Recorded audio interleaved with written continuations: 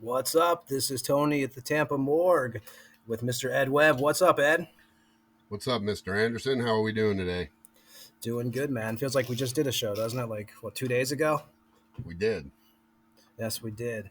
That was Graverot. What was that? So actually we are joined, I'll introduce right away. Josh Jones is with us. Josh was actually a member of Graverot. We're going to talk to him about a store he owns over in Tampa, V&C Collectables. But how you doing, Josh? What's up, guys? What's up, man? So what was that, 2017, that track from? Seems about right, yeah. I remember when you guys. That we actually, I remember when you put the band together, man, with Mike. Yeah, it was actually I was going to be the vocalist and drummer like I was in Chaos, which I wish I didn't do that now. But then Mike came in and he was perfect, and hopefully we're going to be doing something soon here. We're talking about it right now, but that actually was recorded just outside in a room outside with a laptop, and I thought it came out amazing as far as a demo goes. Absolutely, sounds killer, yeah, man. Nothing special at all. No, what was that? So it's. Go ahead, Ed. Sorry about that. No, I like that old Swedish Entombed Dismember guitar tone. Is like nobody here ever tried to do that. You know what I mean? We worked really long on that because me and Mike are big fans of that. But there is a lot of Tampa influence as well. You heard in the hi-hat some old Death in there. But I don't ever say like we're original. I don't do that. We're a fucking tribute band, cover band, whatever you want to call us, of just all the death metal in general. But yeah, it's a good mix of really fast, thrashy kind of old school death metal, and then doom as well, very slow. But as long as you're having fun, that's all I care, man. Exactly. At the end of the day. What was that? It was Mike Longo, right? Adrian was in that lineup? No, well, Adrian he did play with us for a while. That was not him on guitar though. Man, we went through so many guitar players through a few years. It's hard to remember them all. I know, yeah, Felipe played bass on that, and then I played drums, and then Mike did the guitars. I don't know, man, I cannot remember who did the lead. Mike possibly did both lead and rhythm on that, actually. I think the last time I saw you guys, we played with you guys at that what is it, the Swarm Fest that Nick puts on from Promethean Horde. That was like 2016 with Incantation, Graverot. There was a shitload of bands on that one. And you guys opened up for what, Clove and Hoof? Yeah, that was amazing. yeah, Iron Cross you guys opened up for, which we actually, me and Josh, we actually just played them the other day. You know, yeah. So I remember, shit. I go back. I remember what was it? Chaos. But I also remember last Sabbath, right, when I was doing the Rivet Rag with Jack Radinsky back in the day. You were doing because you were playing drums Oh and yeah, singing. that interview's funny, by the way. It's like he put all the in there. I was like, Oh who yes. did this? But I mean, I guess we were the retards, talking like that. Yeah, I mean, But Yeah, I have a couple of those still. Actually, I like looking through those every once in a while. It's those were really fun. I collected a bunch of those back in the day, man. It was a really good magazine. Yes, it was. what was Really cool fun. about Jack, that Jack was was is a good guy. Jack busted his ass on that, and he put his own he put his own money into it. I mean, and I'm a big fan of the print because now everything's like online, or even me and Ed are just kind of getting used to the podcast world now. Like we just decided to do one day. We're like, hey man, all we do is sit around and talk about music and stuff like that and movies. I was like, so we're just like, let's record it. So that's what we wound up doing. But I miss the days of like the print magazines and Rivet Rag. Jack, like I said, he put out a shitload of issues too. I mean, and they got heavier and heavier as they went along. But I do remember It was last well put together. I thought it was amazing. I was the guy that was getting all the magazines back then. The Brave Words and the heavy metal, anything that had to do with metal. I bought it, and I was like, his magazine is free, and it actually has more stuff that I want to read about in it because it had a lot of our local scene going on in it, and he did an amazing job. Yeah, and when like we would go outside and cover bands outside of the scene, and they were pretty underground bands. Like eventually, we started like really doing a lot of underground stuff. I mean, it was a cool magazine. Like I said, I think it went on for 5 years. I still have boxes of them actually at my place in Florida. But yeah, I remember Last Sabbath. I remember what were you guys doing? Angel of Death, was that your closer? Kind of. I remember. No, Was that we did Rain in Blood before it was on Guitar Hero, and then I didn't want to play it anymore after that because it was like I was like, fuck, man. As much as I love Slayer, dude, it like that was like their I don't dare I say like hot topic, kind of like everybody. Now it's fuck. I mean, when it comes to metal, you see all kinds of people wearing metal shirts. They have no freaking clue. It looks cool. They're because horror is really big right now too, and it kind of goes hand in hand with metal. I would say the majority of metalheads like horror. I would say it's and but now you have even rappers and pop people, anybody wearing a metal shirt. I see Yeah. it's hilarious. So what you're saying is All these pop Kardashian artists wearing a Slayer shirt that's not cool. That's No, I'm definitely not saying that. I just felt like at the time, Rain and Blood was like it was like a hit song almost. It's like you don't right. really play hits. But I mean, at the end of the day, the record to me is probably one of the best. It's a masterpiece. Every time I listen to it, even today, I can listen to it right now and just be like, "What the fuck is going on here?" And anybody that was in a band back then, especially, and I don't put Slayer in thrash, by the way. Slayer is like Johnny Cash. Like Johnny Cash is Johnny Cash. Slayer is Slayer. You cannot there's no fucking genre for them.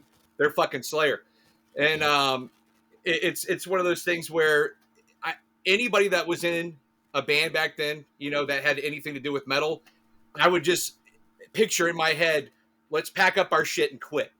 Because this is the fucking best you can fucking be ever. Right. Especially, and it holds up today. You're talking about 86 or whatever. It still fucking holds up. What's the first Absolutely. year you saw Slayer? Because I'm probably a little bit younger than you guys by a few years. I saw them. Clash of the Titans was my first time seeing them, so that'll tell you that's Seasons of the Abyss.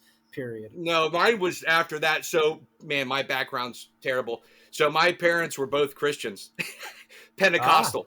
I was not allowed to listen to metal at all. So my introduction to metal, then this is hilarious, was a VHS tape that we had to watch, right? And it was called Rock's Primal Scream. And it was to teach parents not to let their kids listen to rock and metal. And I was like, fuck yeah. I mean, they would play the shit backwards. I'm like, that's fucking awesome. Because I hated religion. I hated it. I hated the laws. It's kind of like government. It's like just, you do this. We command you. This is how everything is. And I didn't like that. I didn't like the control over who I am and what I want to do. And to have a fear of something to put you in a position of, I have to live my life this way. to be accepted or whatever. So to me, it was like, oh shit, like Venom. You know, when I saw that, I was like, holy shit. Like those guys are way ahead of their time, in my opinion. You have Sabbath, Black Sabbath, and then it really doesn't turn into the next big push until Venom, in my opinion. Sure. I mean, Sabbath started everything, you know, when it comes to metal. There was a lot of bands back then that were heavy, but I would just say that they were kind of like the front, you know, in the front run of that. And with Sabbath, you think about it, like it was almost by mistake, the whole evil thing with Slayer, with Black Sabbath, because you always hear those guys say, like, at first, we didn't intend to be this kind of band. The label kind of pushed them in this direction. I think it was, they opened up their album cover, they didn't even know, and there's like a big upside down cross in the middle of it. Like, you know. Well, Tony Iommi is a horror fan, and he was trying to do something different than Led Zeppelin or, you know, the Flower shit. They're like, let's do something completely different.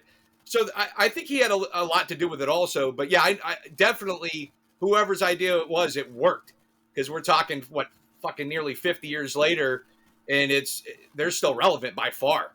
I mean, that's like, you know, I think everybody agrees on that. Yeah, definitely untouchable by far. Well, Ed, we always say, right, we go back to, like, I remember that Geraldo Rivera special, which about Satanism. And I remember being a kid, and my parents were the same way. They were like religious, but my mom, it wasn't like, I just didn't listen, so I listened to it anyway. But they were like, maybe watch the special, and it was like King Diamond, this band, Megadeth, Iron Maiden. And I was so interested right away. I was like, these are the bands I have to check out. Yeah. Well, I think we grew up in a time. And rebellious, you know. Yeah, I think we grew up in a time where, like, my mom, you know, obviously me and Tony. Where did you grow up? Me, I grew up around here, even though I was born in Alaska. Funny enough, but I grew up around here. Yeah. Okay, well, me and Tony are from Jersey, so different world. And my mom was religious, made me go to church, communion, confirmation.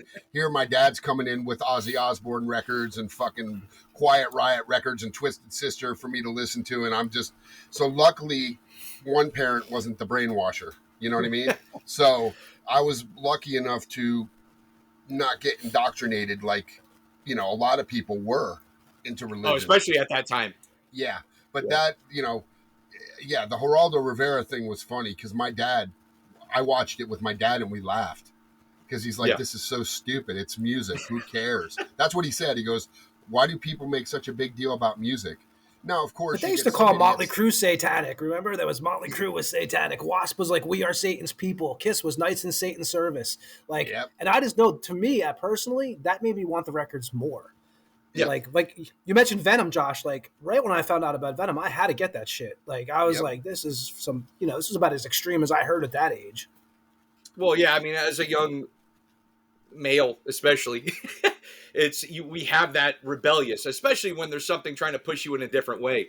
And I was looking for the total opposite. And it was, I think Slayer was the one that really, because funny enough, coming out of the Christian background, there is a lot of Christian metal and death metal bands that musically are really good. I could care less about what they're singing about, but the music, like Mortification, is really fucking good. I was going to mention that. Or Extol, right? Wasn't there a band called Extol, I believe it was? Yes. EXTOL. Yeah, they're really good. There's a lot of them. Deliverance, really good, like almost like Megadeth kind of thrashy stuff. So I came out of that, and I was like, okay, I'm going to start from the beginning of everything I've ever heard. So funny enough, when I first listened to like Heaven and Hell, I was like, this is shit. Like, this is nothing of what I'm trying to, you know, get into. Like, this is light, you know, and all this. Because I'm like, okay, the angel's smoking on the front. This is going to be fucking heavy. And it's not. And I didn't understand at the time that it was a different era and a different style. And all I was looking for was, like, the heaviest shit out there. Right. And so when I finally got to Slayer, it had everything I wanted. The speed, the aggression, the total, rebellion, the evil side to it, you know, even if that's fantasy, whatever, it doesn't matter. I was looking for that. Just like in a comic or a horror film, you look for that. And so I kept going. I think I got up to I got up to black metal and, you know, started, you know, because Mayhem was really big at that time. And I kind of quit around there, which is funny enough because I would have thought I would have really been into that. But musically, I wasn't getting it as much. And I do like a lot of black metal, but I tend to go more a little bit towards death metal and thrash. But black metal has to be, I don't know. There's just certain bands that I like. Well, I even like the '80s metal. I didn't like the I'm not so much the Poison and stuff like Badlands with Jakey Lee. I used to like all that stuff, you know. With Slayer, it's funny now because, and Josh, you probably see this too. Now people, I don't know what it's up with the new generation. I don't want to like talk about generations, I guess, or anything, but people like talk shit about Slayer. I'm like, man, if there was no fucking Slayer, like, how do you even like bash Slayer? Like, I mean, Slayer might be the only band we don't see get back together for one of these reunion tours. I mean, they're done, I believe. I think Tom is done. Yeah, I know people have said he's done.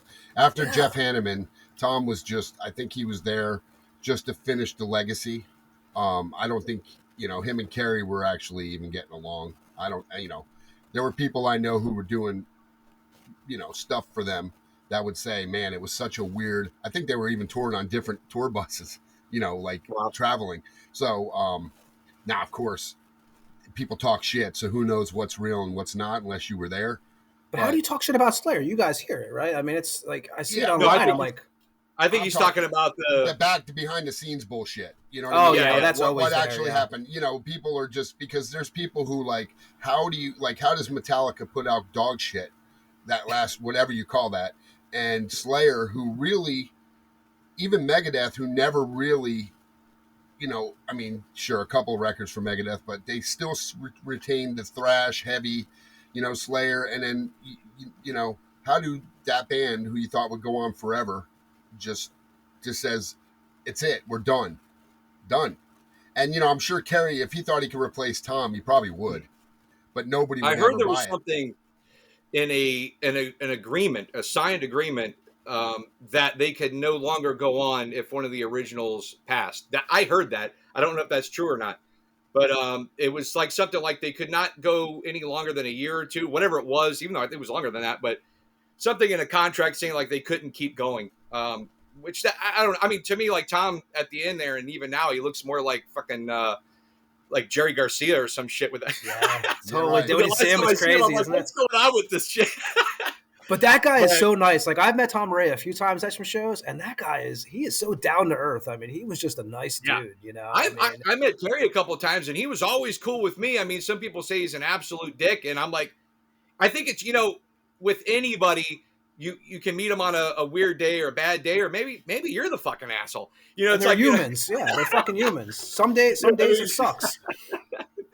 But he was awesome. I mean, we talked for a while, did a picture and everything, and I have that forever now. And I mean, I was more of a Jeff fan as far as the writing goes, but I think Kerry is more the backbone of the band as far as, especially after that.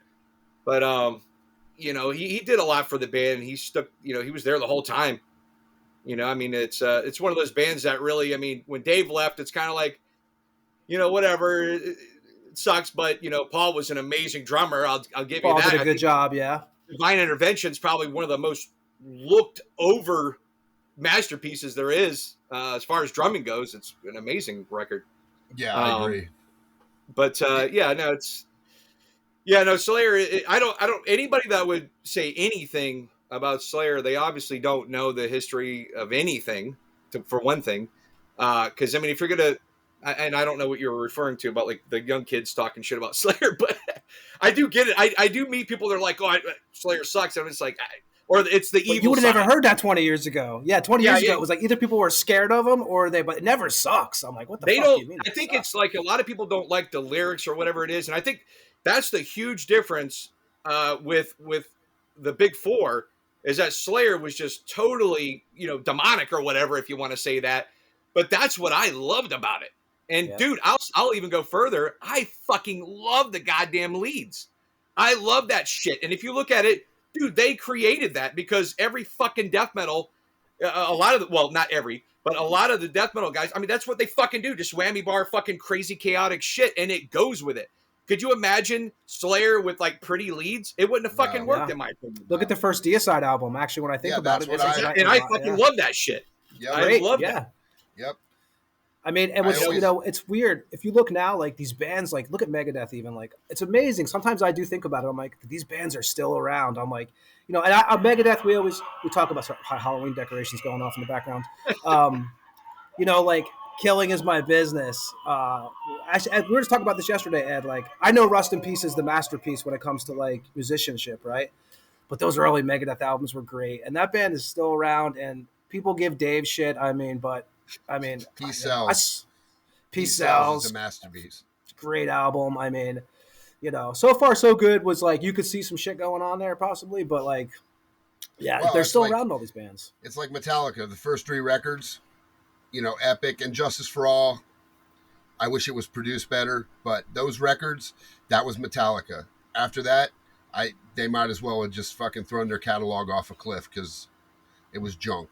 Everything was junk. I don't care. Don't talk to me about freaking this, that, and the other, man. They never came back. James got sober, and that was it.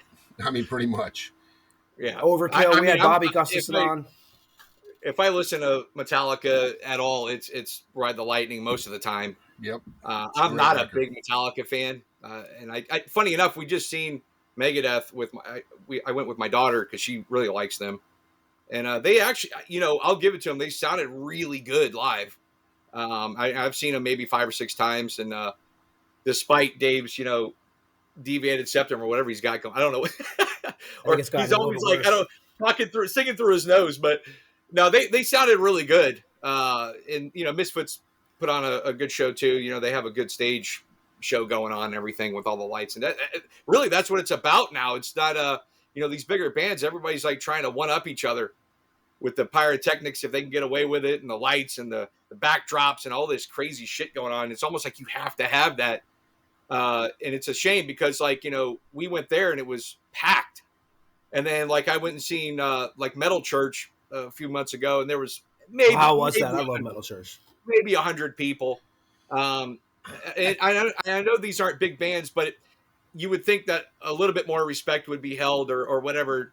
I don't know.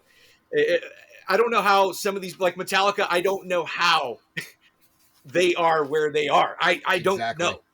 But well, I think Metal weird. Church, having a new singer, some people might not have taken to that, because obviously their 2 original dudes are gone. Like, there's no coming back. Like, they can't come back. It's not like they're gone because they don't get along.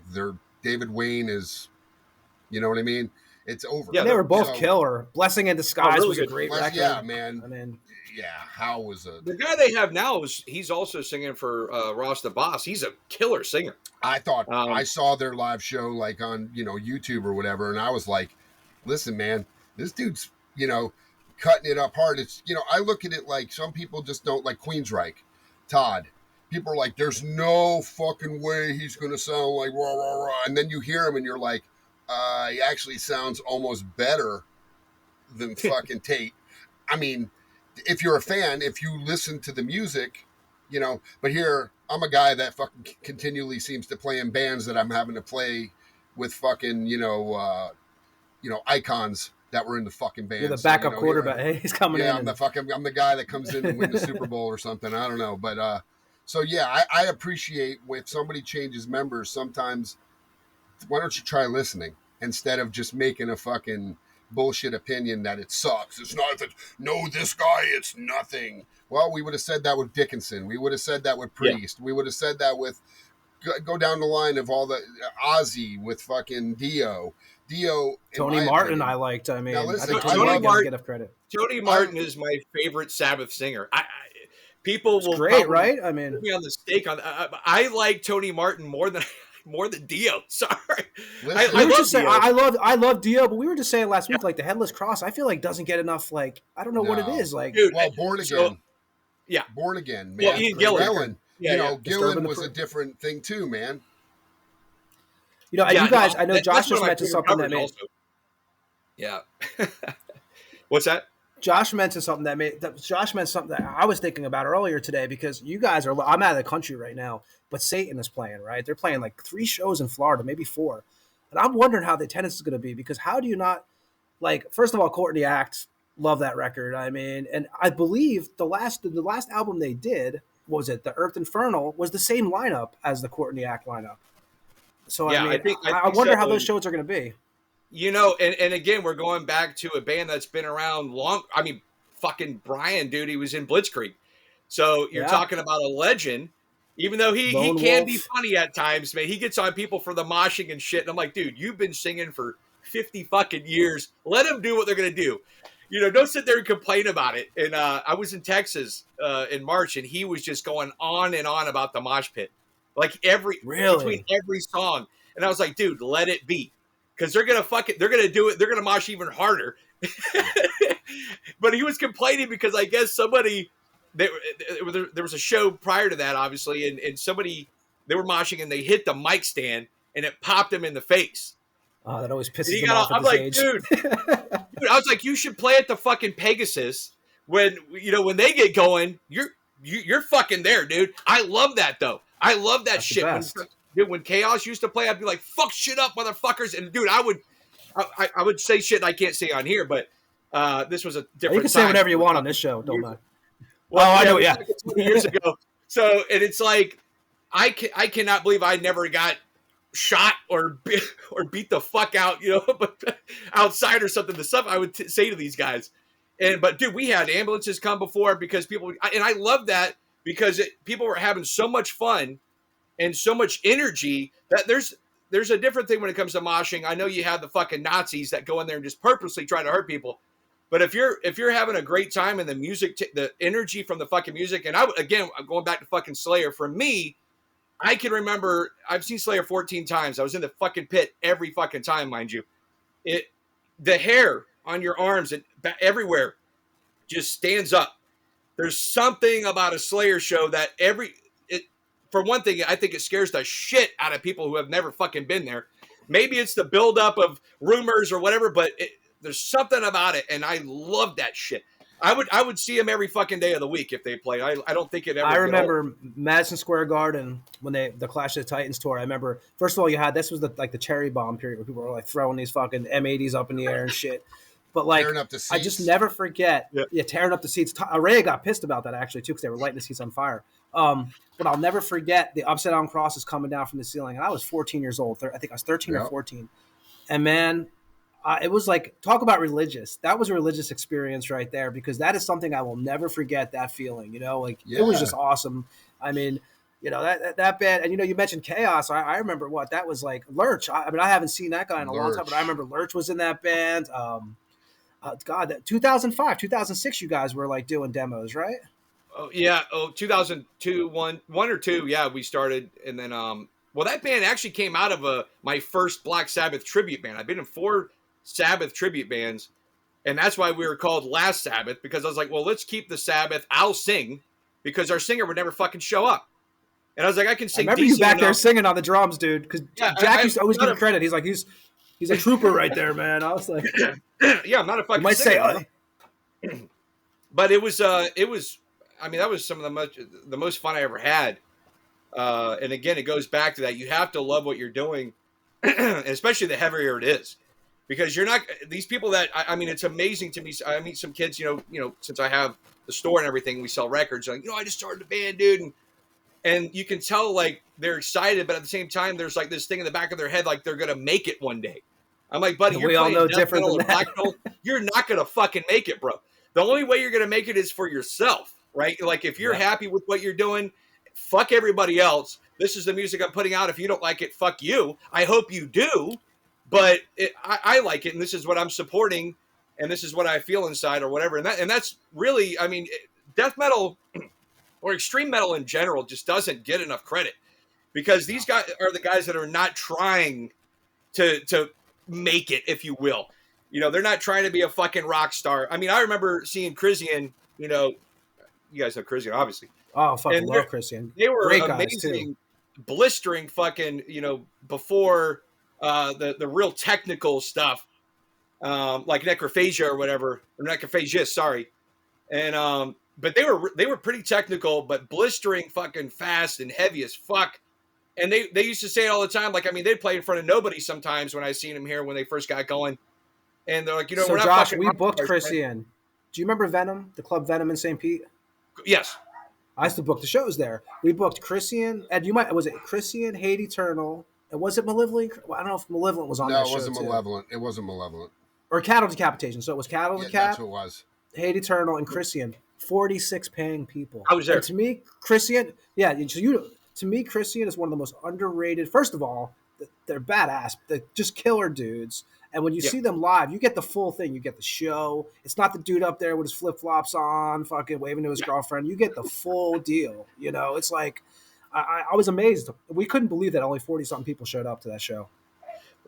You know, we keep going. Sorry, we keep going back, counting back to a lot of, you know, not being appreciated or just bad promoting or bad whatever it is. Who knows what the fuck it is?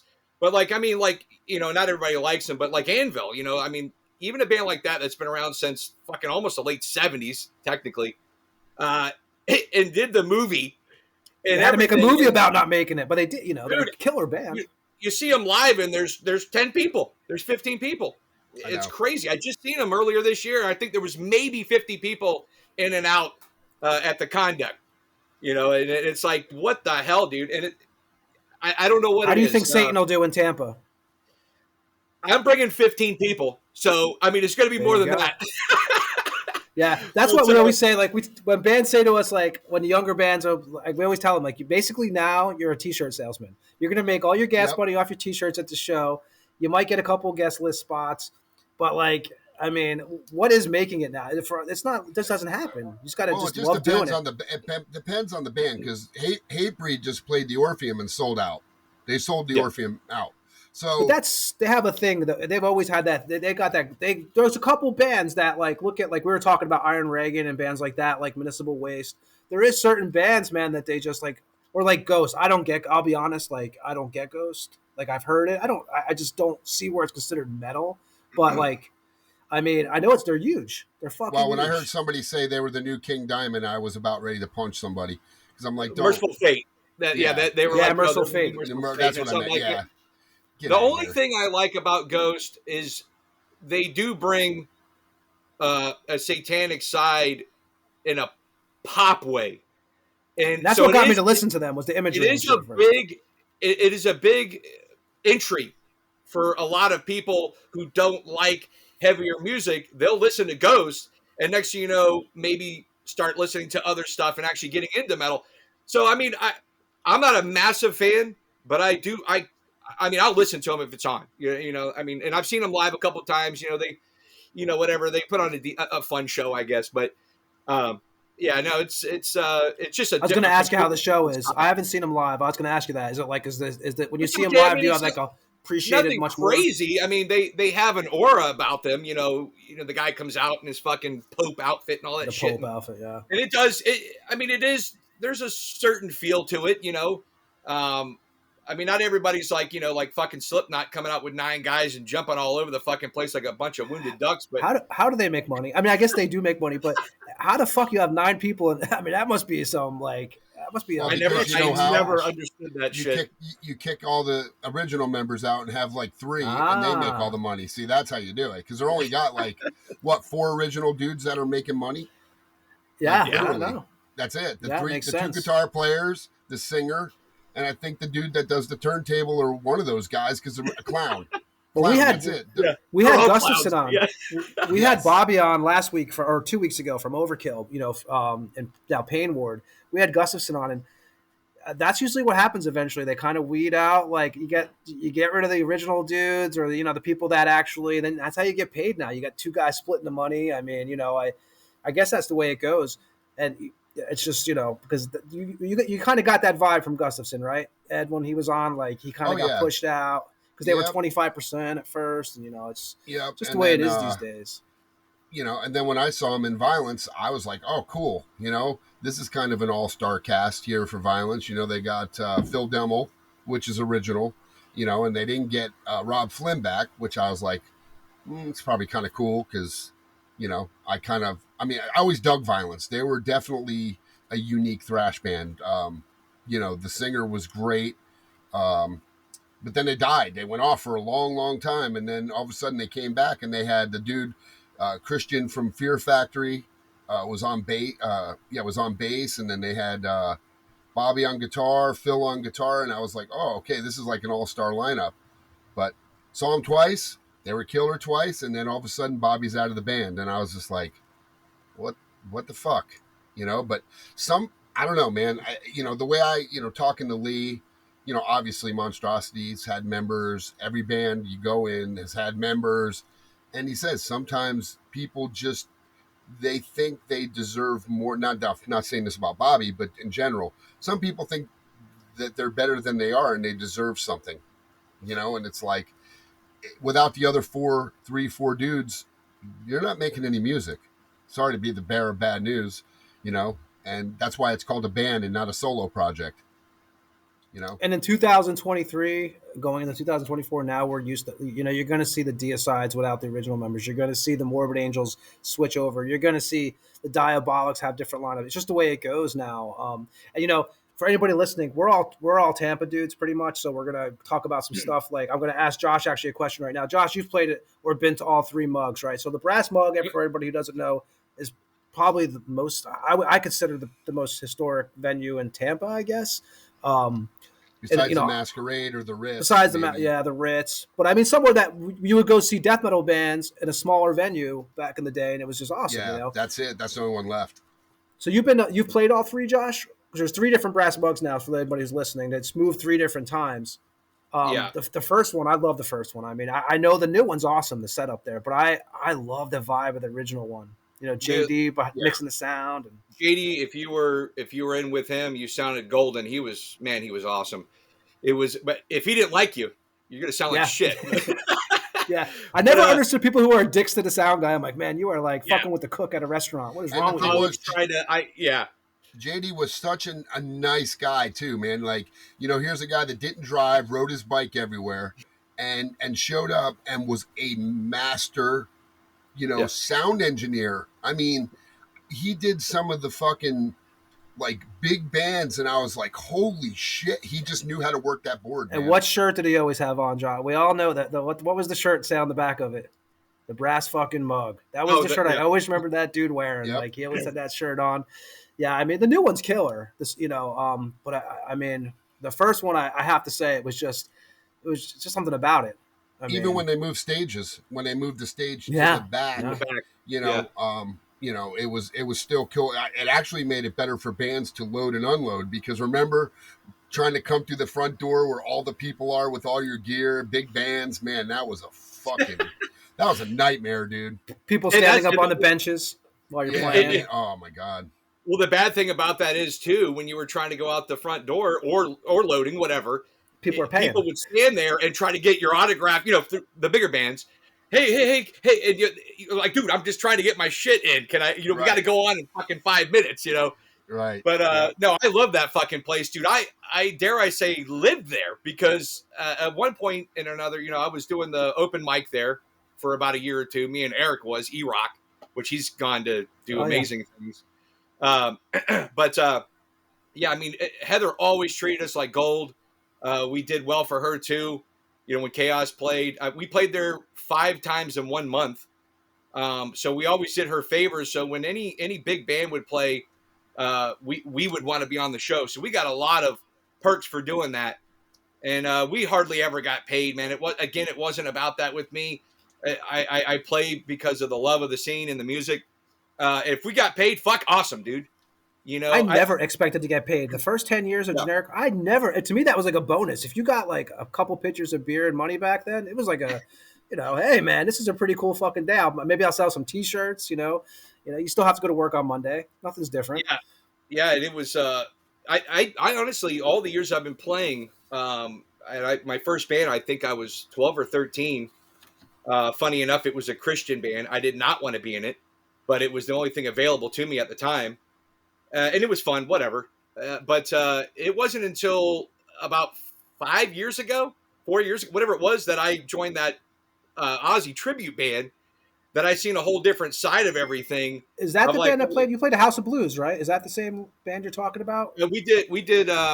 So we did the band shell, Daytona band shell, which is huge, and then we did the Hard Rock, Tampa Hard Rock, Janice Landing. We were playing these big shows in front of 1,000 people, 2,000 people. And I'm like, holy fuck. I mean, I've been playing my whole life. And even playing in church when I was a kid for these revivals, there may have been 400 or 500 people. I was 11 years old, by the way. Crazy, playing in front of all these people.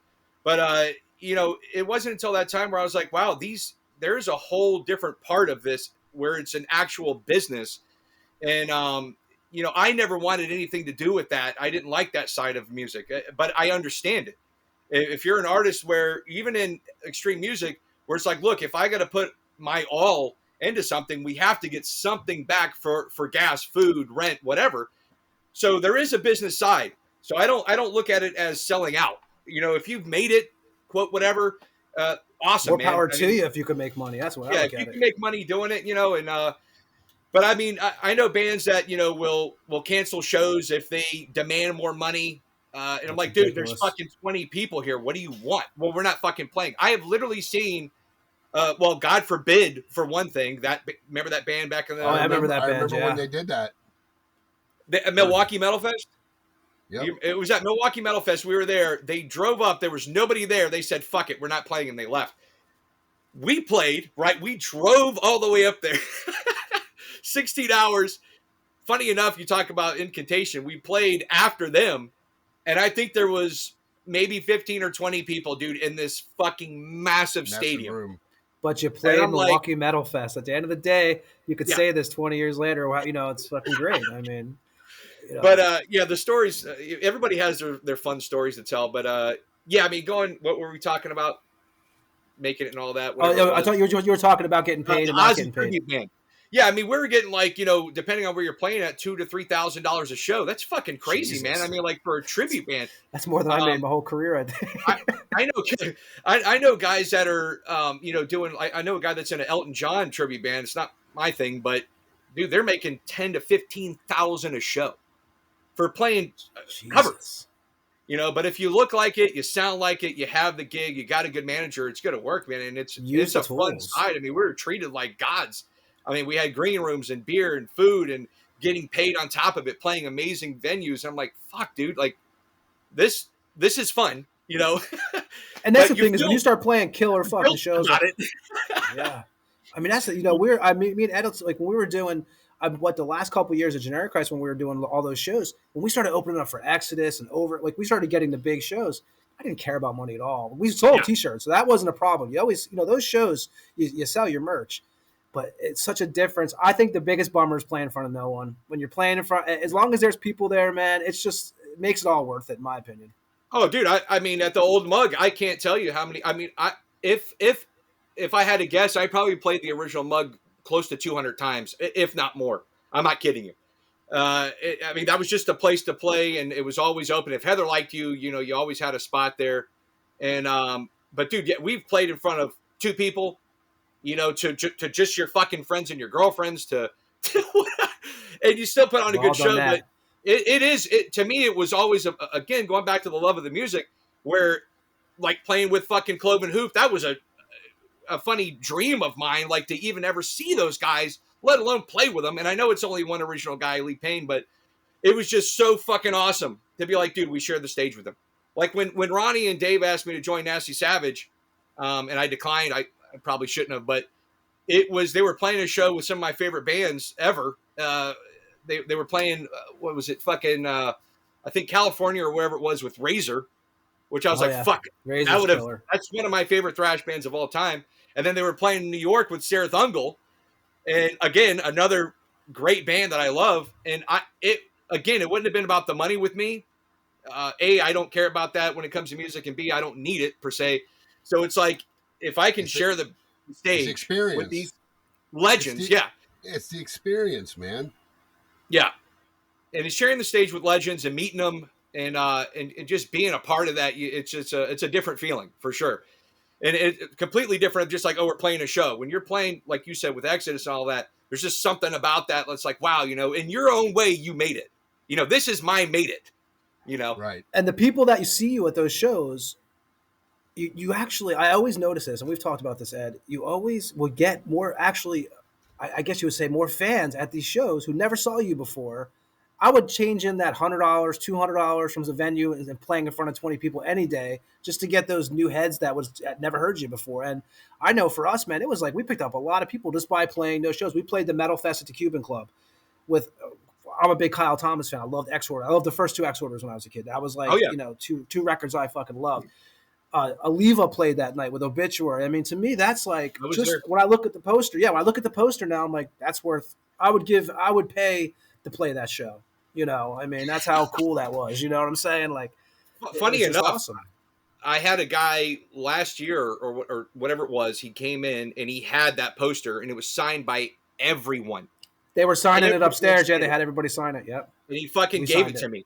He goes, I can't think of anyone else to give this to. I was like, dude, are you fucking serious? I wondered what happened to those posters because they had to sign No, like about I 30 of have them one. upstairs. Okay, yeah, I wondered that they had to sign like 30 of those upstairs. I remember me and Chris were up Wow. there, and they were cool. I have the, and I don't know if you have this poster. It's one with it has the alligator on it, but it's like the big ones, right? It's the real. No, I know you got Dude. one. I didn't get one. 24 by 36 maybe or Yeah, something like it's that. a 24 by 36. That's- Yeah. Yeah, That was. but I that wonder was what Tony, that was Tony's artwork. He made that. the smaller one was. So the smaller, Josh, I don't know if you remember, there was a smaller one with the palm trees, with the coconuts, the skulls. So I had that designed. Yeah. Yeah, I drew that up and had my artist do it, who does most of our artwork. But the one that Josh has is a different one. But I remember, I've always wondered now, whatever happened to these? So now I know. I was like, I've never seen one of those posters because they had to sign a bunch of those upstairs. I don't know what happened to all of them. I know the guy said that a lot of them got either ruined or destroyed or whatever. He said there's not a lot left. That he had the majority of them, and I guess he gave them to some of the people he knew. But no, I did not expect that. He came in trying to sell me some. I forgot what the fuck he was trying to sell me. But then he goes, I got something else I think you might want, and I can't think of anyone better. And I was like, what the hell would this be? And he pulls it out. I was like, holy shit. And that was, dude, I wish they would have done another one of those. That was I thought they were going awesome to for some reason. lineup of bands, and I love the metal fest like that where it's everything. Where you have The vibe thrash, was great. black, death, doom, Atheist played, fucking Trouble played. It was an Madball amazing- played, right? Malevolent. That was the last time I saw Yeah. Hoffman play. Yeah, COC I mean, played. Yeah, Obituaries. They brought their own sound guy in. It sounded like a fucking record. I mean, it was so crystal clear. I wish that Trouble would have had their sound guy, because I mean, Trouble didn't. The sound wasn't there as far as whoever was running sound for them. Because they played on the same stage, right? I think they played on the, They at the played on outdoor the same stage. stage. That's what. Yeah. But I mean, nobody sounded like Obituary. I mean, obviously that's a marketing tool, but Yeah. we must sound better than everyone else. But Yeah, it makes sense in a way, right? It's like you gotta it does. kind of. It's like when you open up for big bands and you sound like total fucking open ass, dude. And then they go on, you're like, God damn it! You're like, we could have sounded like that. Oh, they sound, and that's the bad thing, especially when you bring somebody to a show that's not a metal fan. They're not going to understand they're not going to understand that shit. You as a fan have that, dare I say, metal ear, to understand that. It's the same thing with extreme metal in general. And I don't get it. Well, just keep listening. It's like smoking a cigarette, okay? Just, you did that, didn't you? Keep putting this in your ear. You'll get it after a while. Maybe not, but it is, when it comes to a show, the most important part of the band is the sound guy. I mean, I would pay him almost everything, because that's going to do you no good getting that money if people are like, dude, they sounded like shit. And it may not have been your playing, but they don't understand that. So that's what I was saying to you earlier. I've seen guys treat sound guys like shit, and I really don't understand. I'm like, man, you are fucking crazy. Like, even if they're ass, like, even if the sound guy has an attitude, hey, man, let him do it until after you get done playing, because this guy has the whole world in his hands, right? I learned the hard way when we did Europe. That fucking guy was that motherfucker, man. Like, he fucked with you too, didn't he? Dude, he would be like, dude, every night the fucking mic was squealing. And he's like, dude, you're holding the mic wrong. You're doing this wrong. And I'm like, dude, what are you fucking talking about? And he's like, oh, well, I mixed this band. And I'm like, those dudes suck. Like, really? That's your claim to fame? Like, really? Yeah, that was never like, fuck with the cook. Well, the cook, yeah, man. A doctor or a cook, a doctor, or the sound guy. That's pretty much. Yeah. Yeah, I mean, that's. Oh, and a lot of them they just have that attitude. Yeah. Like, I know what I'm doing. Fuck off. Don't tell me how to mic your shit, motherfucker. And you just a lot of times you just got to let them, do what they're doing and have faith in them. I wouldn't say anything until, maybe a couple songs in. And I'm like, I can't hear this. I can't hear that, whatever. Well, when you're the headlining band and you're paying this motherfucker, he should be listening to what you're saying. When you're the guy paying him, to do your shit. That's a little bit But in different. defense You of know the what I mean? house sound guy, imagine how many assholes the house sound guy deals with. Like, if Oh you really yeah, think man. about it, like the house sound guy probably hates us all up there because he's just like you. Like, I've actually had sound guys say to me, "Oh, you guys are really nice, thanks, man," because they've probably dealt with so many douchebags, like Well, you get the egos, and rock like, stars. You get the rock Yeah, oh stars that yeah. want this, yeah, want that. Well, And that's the thing. And I've uh, seen it. It's I crazy. remember yeah, fuck 'em. when we played with on the Death to All show, and my buddy It's a Greg great show. he came to Mix Massacre, and he's like, "You're playing in another band?" And I go, "Yeah." He goes, "You want me to mix you guys?" And I was like, "Well, fuck yeah!" And it was amazing how we That was fucking great. Yeah, sounded like fucking nothing like I'd heard us sound before on stage, because you had a real sound dude, and Yeah. I haven't been and to the that New Orpheum. How is that New Orpheum sound? well, there's the problem was is I've been there what 4 times, 3 times. The first time I went was to see Deicide, and they played inside because the outside stage there was something that the weather, they were freaking out about the weather, so they moved the Inhuman Condition. It was Cataclysm, and Deicide they played inside, and it sounded killer. Then I went and saw Carcass outside, and that was killer. But I went how many times we saw Carcass, you know what I mean? But I Yeah, went to see Sacred Reich. I was always a Sacred Reich fan. I love Phil Ryan. He's one of the reasons I started playing bass and singing, because he was so killer back then. And yeah, they don't disappoint at all, you know. But the outside stage has a completely different vibe if you've been there than an inside stage. It's definitely, if you're a sound guy, because when Carcass first started, I think it was Carcass, Jared Pritchard knew the sound dude who was running, and the Carcass's sound was shit for the first song. And I see Jared looking over at the dude going, "Come on, man." He's like, "Do I need to go over there and start fucking turning some knobs?" So, sound guys play a huge part, that especially with the venue. you know it's an indoor venue and an outdoor venue. They're two different birds, man.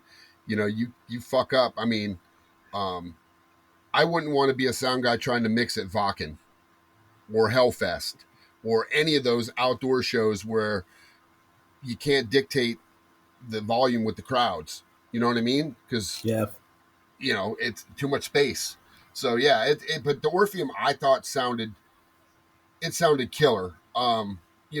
The Mug, when I played there in when we did the Monstrosity show, we didn't have a sound guy, so uh, you know how that works.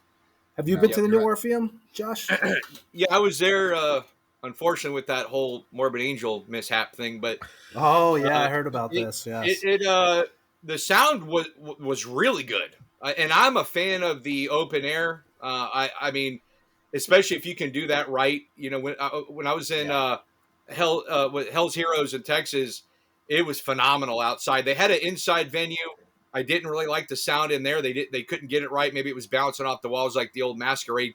yep, It was very, Yeah. very hard to get a good sound out of that place back then. And even now, I mean, I don't think I mean, there's been a couple bands, even, with like, I think King Diamond sounded decent when I seen him there. Some of the really big bands that have like master sound guys that know what the hell they can just anywhere you're playing at, somehow they can make it sound good. But like places like Amalie Arena, I hate going to go see like Iron Maiden or Yeah. whoever. It always sounds like muddled bullshit. And the songs, so you're hearing them, but it's like I don't know, it's not the same impact at Hell's Heroes, where they play it there at the, I think, White Oak Music Hall or whatever it is. That's probably one of the best festivals in America, man, as far as metal goes.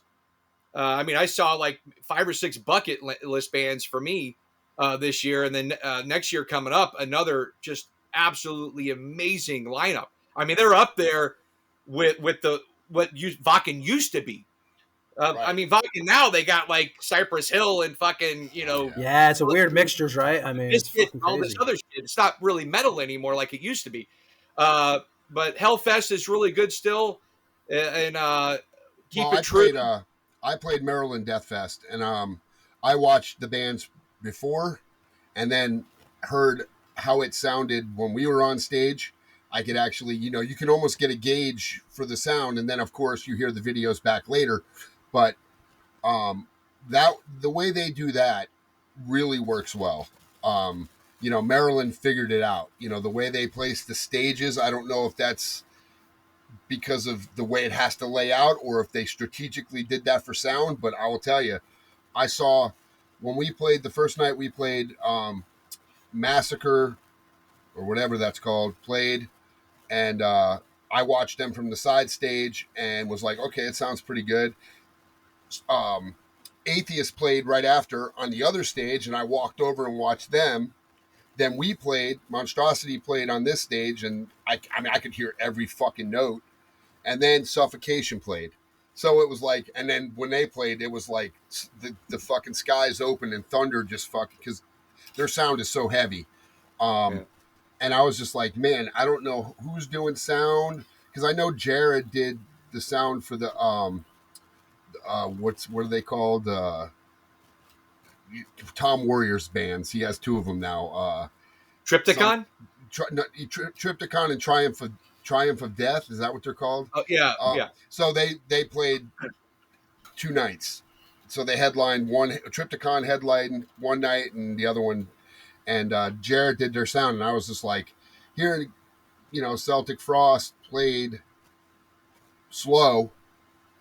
I don't know, that didn't do anything for me, but the sound was fucking incredible. Because I don't know if you've heard Triptychon play Celtic Frost, but Yep.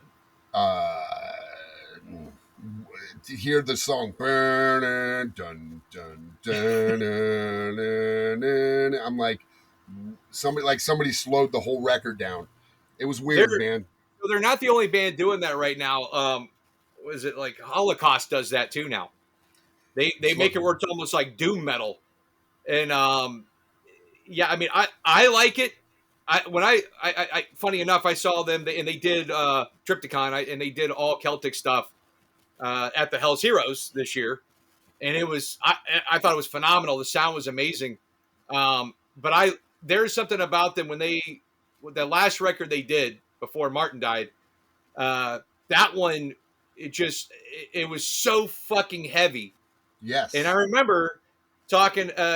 We seen them at the State Theater, which is now the Florida Social Club or whatever it's called. Which I don't know if you guys been there, but it's actually they did a great job renovating that place. I haven't been there since the State Theater.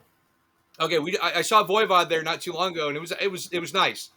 They redid the whole bar. The structure is different. Where when you walk, you can actually see the stage outside the whole theater. Remember when there was that big wall?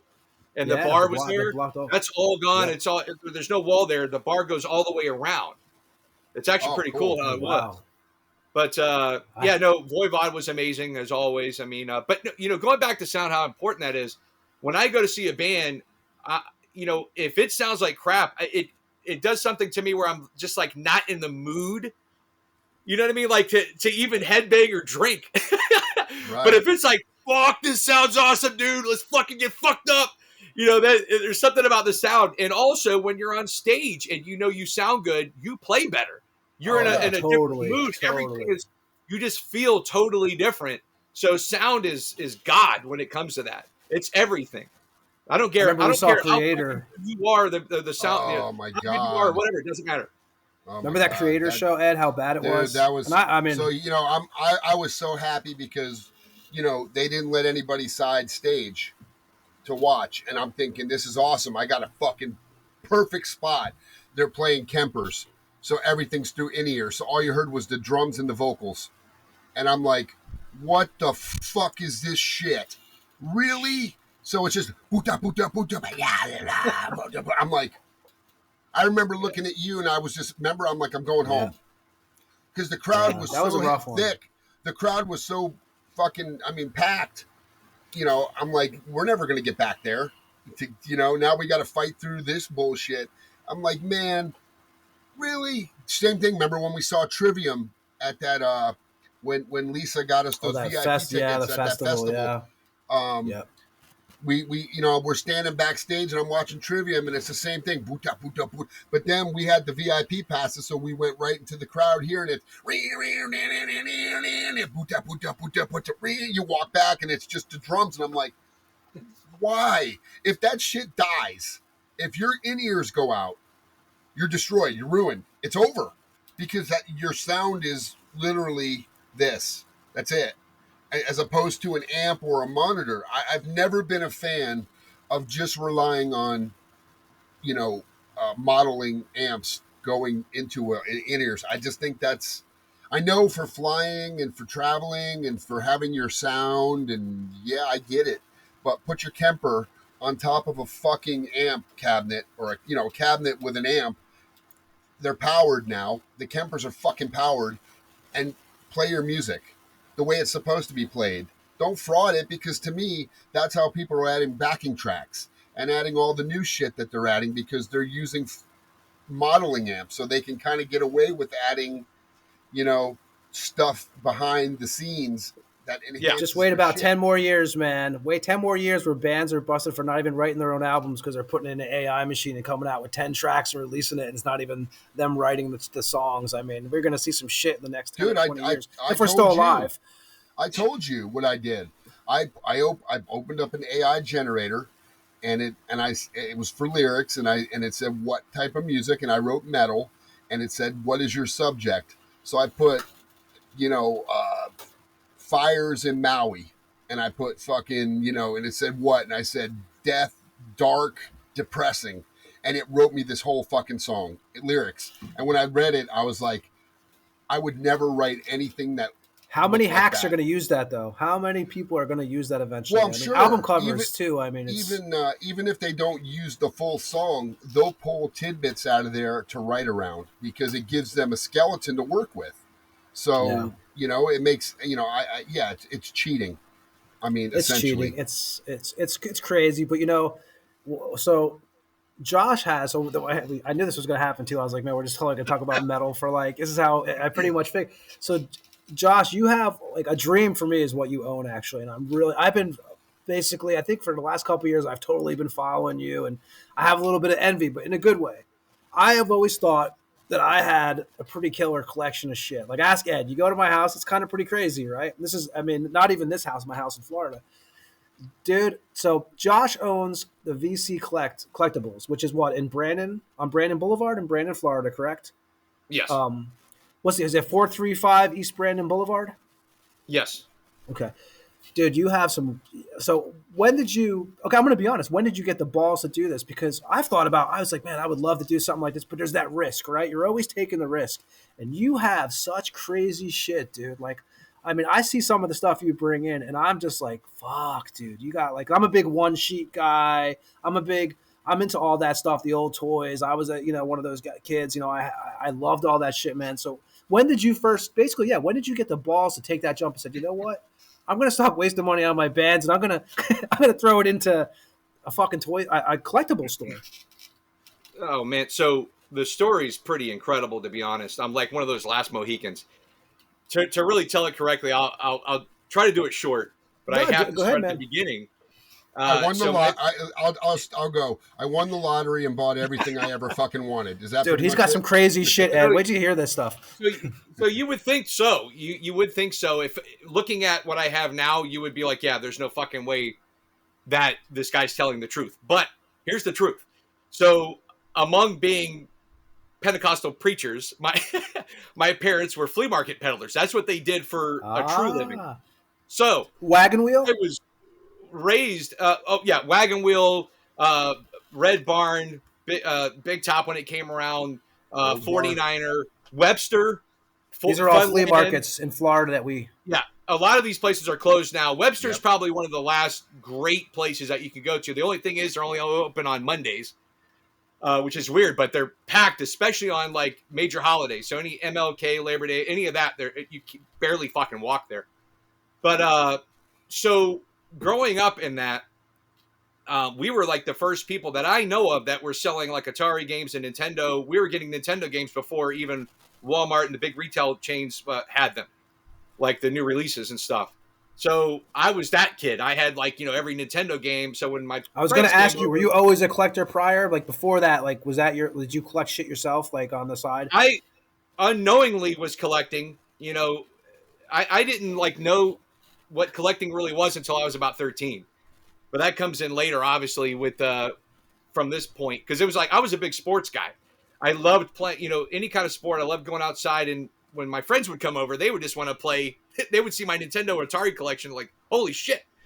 So they wouldn't even talk to me. They'd just be playing my fucking Nintendo the whole day. Exactly. I remember those So friends. Yeah. yeah. So anyways, from that, I mean, it's such a long story, but from that, I kind of gained who I am from the characters in the church and also the flea markets. I mean, you talk about characters. Holy shit. Yeah, the flea So market's like a circus. It's yeah. definitely everyone's life is on that table in a lot of those areas. So the negotiating, like I've had people say that like I'm literally like a real Jedi, because people will come in the store, they're like, oh, I want like this much, and I'll just be like, you will give me this, or I will buy it for this, and it happens, and people are just sitting there like, what the hell just happened? But I know how to like break people's legs nicely, and make it happen. But again, that's a whole. I'm getting ahead of myself. So around 13, I saw, and I don't know if you guys remember here, there was a magazine called The Flyer. You guys remember that? Yeah. Okay. I think I was in Jersey still probably at that time. So it was like a local, like, magazine where you'd put whatever ads or whatever in. Yeah. So I saw this ad and it said, I buy Star Wars figures. And I had all my original Star Wars figures. I'm like, holy shit, I'm going to have money. And I called this guy up and he's like, well, do you have weapons? Do you have this or that? He's naming figures I've never heard of. I was like, I don't have any of that, dude. They're just Star Wars characters I had when I was a kid. He goes, well, they're not worth anything. So he lets me down very nicely and tells me everything about, this is what you want to look for, this and that and this. So it got me into collecting. That's how it happened. I literally started putting up my Star Wars figures on my shelf. I didn't know anybody else who did that. So around 95 is when I started collecting. Well, that's when Kenner came back out with Star Wars figures and all that. So between 93 and 95 is when I started having that craze begin. By the time 96 or 7, I was gone. That's all I did with all my money. So my parents were still doing the flea market. I got them into selling toys, right? Now, they never had a lot of money. It was just like a buy and flip kind of thing. So they never saved money. They never had anything. So when I started selling, I actually started selling CDs, because I would go to the pawn shops and I'd get CDs for 50 cents or $1 when CDs were still going for 10 or 15 bucks. Yep. So I would be like, well, why am I leaving these here? I should just start selling them. So that's where that kind of came in at. So I started bringing them with me to the flea market with my dad when we'd set up, and I was doing very well with it. So further down the line, I start going out, branching a little bit more, doing eBay, doing small conventions, things like that on my own. Now, I've never had an inheritance. I've never borrowed money, never anything from a bank. Because if you wouldn't know and you see Josh's shit, you're like, this dude's got some fucking money. You would definitely think, and no partners. So I started with absolutely zero. Whatever me and Melissa, pretty much wife, I've been with her for 26 years. We're not legally married, but we both have the same last name. We would both put anything I wanted, and she had money, she'd buy it, and then whenever I had money. So it kept growing from that. And then with the luckiness of buying some collections, I mean, the stories I could tell you about. Dude, I've seen some record hauls you've done. And I don't even know what you paid for them, but I'm pretty sure you got a fucking hell of a deal on them. And I've seen some of your vinyl. I could tell you a couple awesome stories, not to lengthen this to 2 or 3 hours. No, man, go ahead. No. It's cool, man. My first amazing haul was Transformers. And the story goes, my dad actually calls me up at a yard sale, and he goes, hey, this lady has a bunch of G.I. Joes. So I haul ass over there. I get there. They're all gone. I was like, what's going on? Somebody came up and bought them. I was like, you couldn't have told her to wait, or what the hell's going on here? So I said, do you have anything else? And she goes, well, my son jumped off the Skyway Bridge. He killed himself. Jesus Christ. And he had Transformers, G.I. Joes, He-Man, all this stuff. So, dude, months go by. I'm calling her once a week. Hello, hey, this is Josh. I met you at the, Yard sale, what's up? No answer, no answer. Finally, she answers the phone one day. She goes, oh, yeah, we're ready for you. We got everything on a table. I'm like, okay, I haven't even spoke to you in like 2 months. How do you have everything ready on the table? It was really these weird. Like Transformers Generation 1, like the real, like right. Yeah. So I go over, right, and I had $130. That's all I had. I go to the house, and it's like one of these barn long tables, like, something you'd see, like, I don't know, like this really long dining room table. And it's full, right? Everything's mint, and everything is 100% complete. And I'm like, holy shit, I'm not going to have the money for this. She's going to want thousands. And I was like, so, like, after, so many minutes or whatever, looking at everything, I'm like, what are you wanting? She goes, well, we're not going to take any less than $120. I was 130. Like, holy shit. So that was like, I would say that collection was probably worth about 15 grand. Did you have the gun? You know the gun? What was the fucking Megatron? Yeah, and what was that? That was and all Optimus those Prime. Everything was in there. Everything was mint. So was it 84? 84, 83 was that? Like those toys from? Because I know the comics were like 83, 84 was the Marvel, right? And the early Bandai stuff, which, the Megatron, they had to make it with an orange tip down the line. They weren't allowed to sell those anymore because when that whole gun thing happened. So you're not allowed to sell any toy guns on eBay without having a little orange tip at the end, even if it looks like a completely fake gun. And that makes sense because now that you say that, I picture most of if you think about it, Ed, most of those toy guns had a little orange tip on them. Yep. I don't know if you guys remember they had like these machine guns back in the late or mid 80s. When they made a sound? Exactly like a real gun. And those kids robbed a bank or whatever with it, and that stopped all of it. So that's what happened to the toy gun. And I think that was the biggest gun problem back then. It was. Oh, I mean, you couldn't tell a real one from a fake one with these things. They were amazing. So I had a couple things like that happen. Right after that, I had a guy sell me a 2-car garage full of toys. His dad passed away and left this huge toy lot. I bought everything for $1,000. It's funny because I had to give him payments every week. I didn't have the money yet from the Transformers. I was selling those on eBay when I'd get the money, paying my bills, doing whatever I had to do. What was the biggest selling Transformer back then?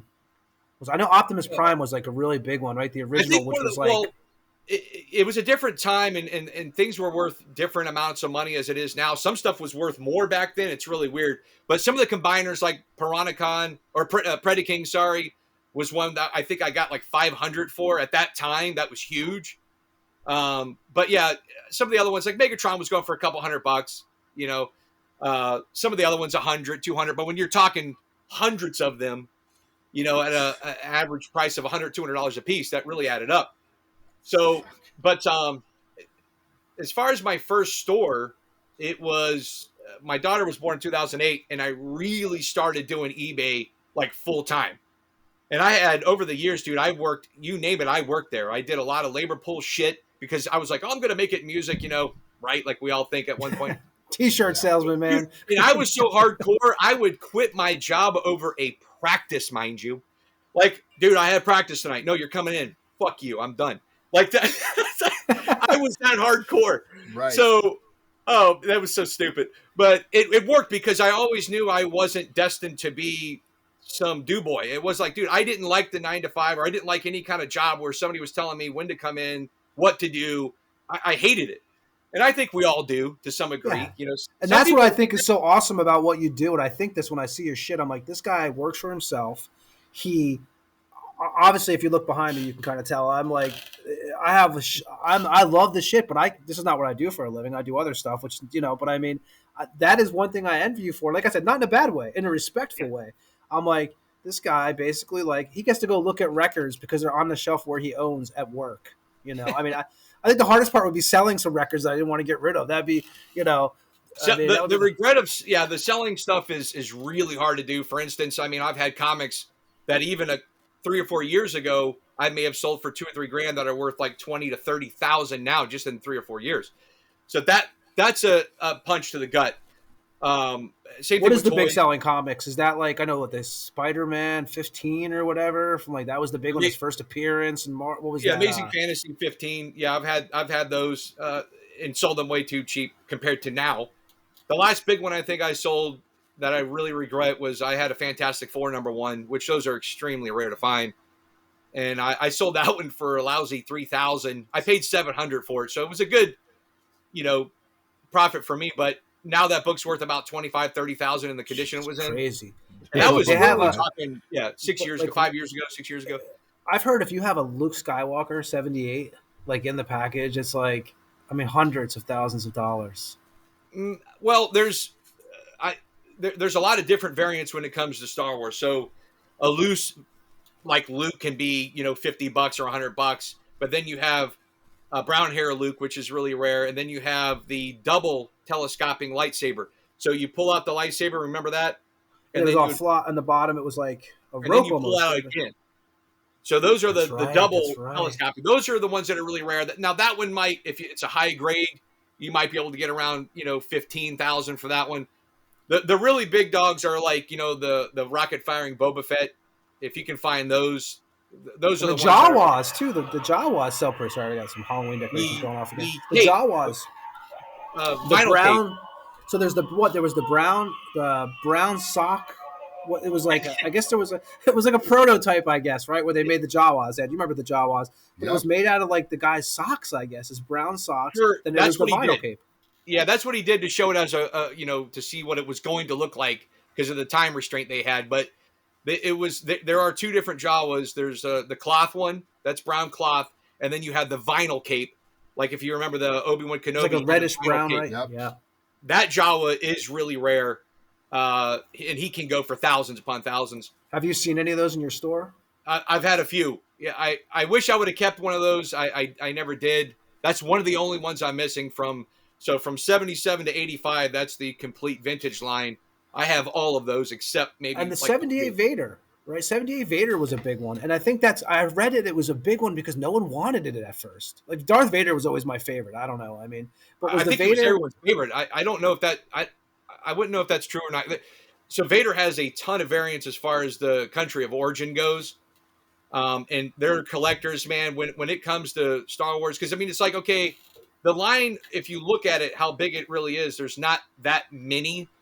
There's like a hundred and something, whatever it is. But there's variants.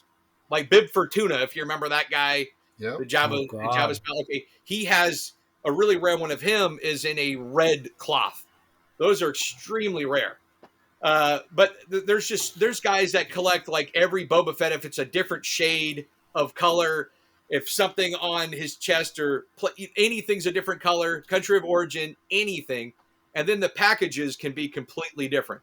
Like there can be 5 or 6 different packagings for each figure Do because you of have where it came from. in your store, do you have figures in their boxes still, the original ones from the 70s and So 80s? we do put them in the store sometimes. It's not something I always put in there because I don't like to sell them because they're gold. They're more of a commodity than gold, to be honest. I mean, they just keep going up. They don't stop because they're getting harder and harder to find, and there's more people wanting them. So the demand is just outrageous right now. So some of the stuff, like even loose figures, can go for thousands loose, which is Wow. insane. Yeah, I mean, I hold on a second. I'll show you one Oh, kind no of cool one I problem. just have laying here, by the way. Yeah, it's crazy. Ed, do you remember they had the Darth Vader? I remember when I was a kid, I had the Darth Vader case where you'd like put the Yeah, figures I in the had. case, you Listen, opened man. it up. Oh my That one's god. a Wow. Boba Fett there. And that's a 7 point. That's a grade, right? That's a That's a 7.5. 75, which is a very respectable grade. I mean, that one there, if I went to sell it, I mean, it's probably worth a few thousand, probably close to 5,000 It's is what I would want to crazy. sell that for. How about the GI Joes? I know the USS Flag. That was an expensive one back. That became an expensive one. But Oh, I it's remember huge. the old GI Joe figures. Like, is that another? Is that still collectible? Oh yeah. Funny enough, I just bought about 120 of them off a guy. He drove 3 hours to come to my store and sell them to me. A few of them actually were still in the package, which that's always a bonus. Anything on card as they call it is just getting really hard to find anymore as far as the vintage stuff goes. Anything 80s back. There's just too many people doing this now.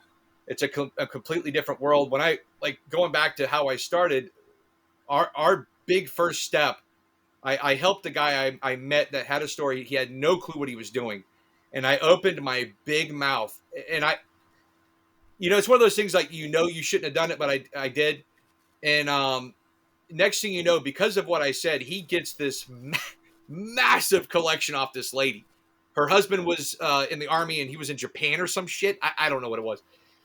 He ends up getting everything for $500, and the collection was worth over 50 grand.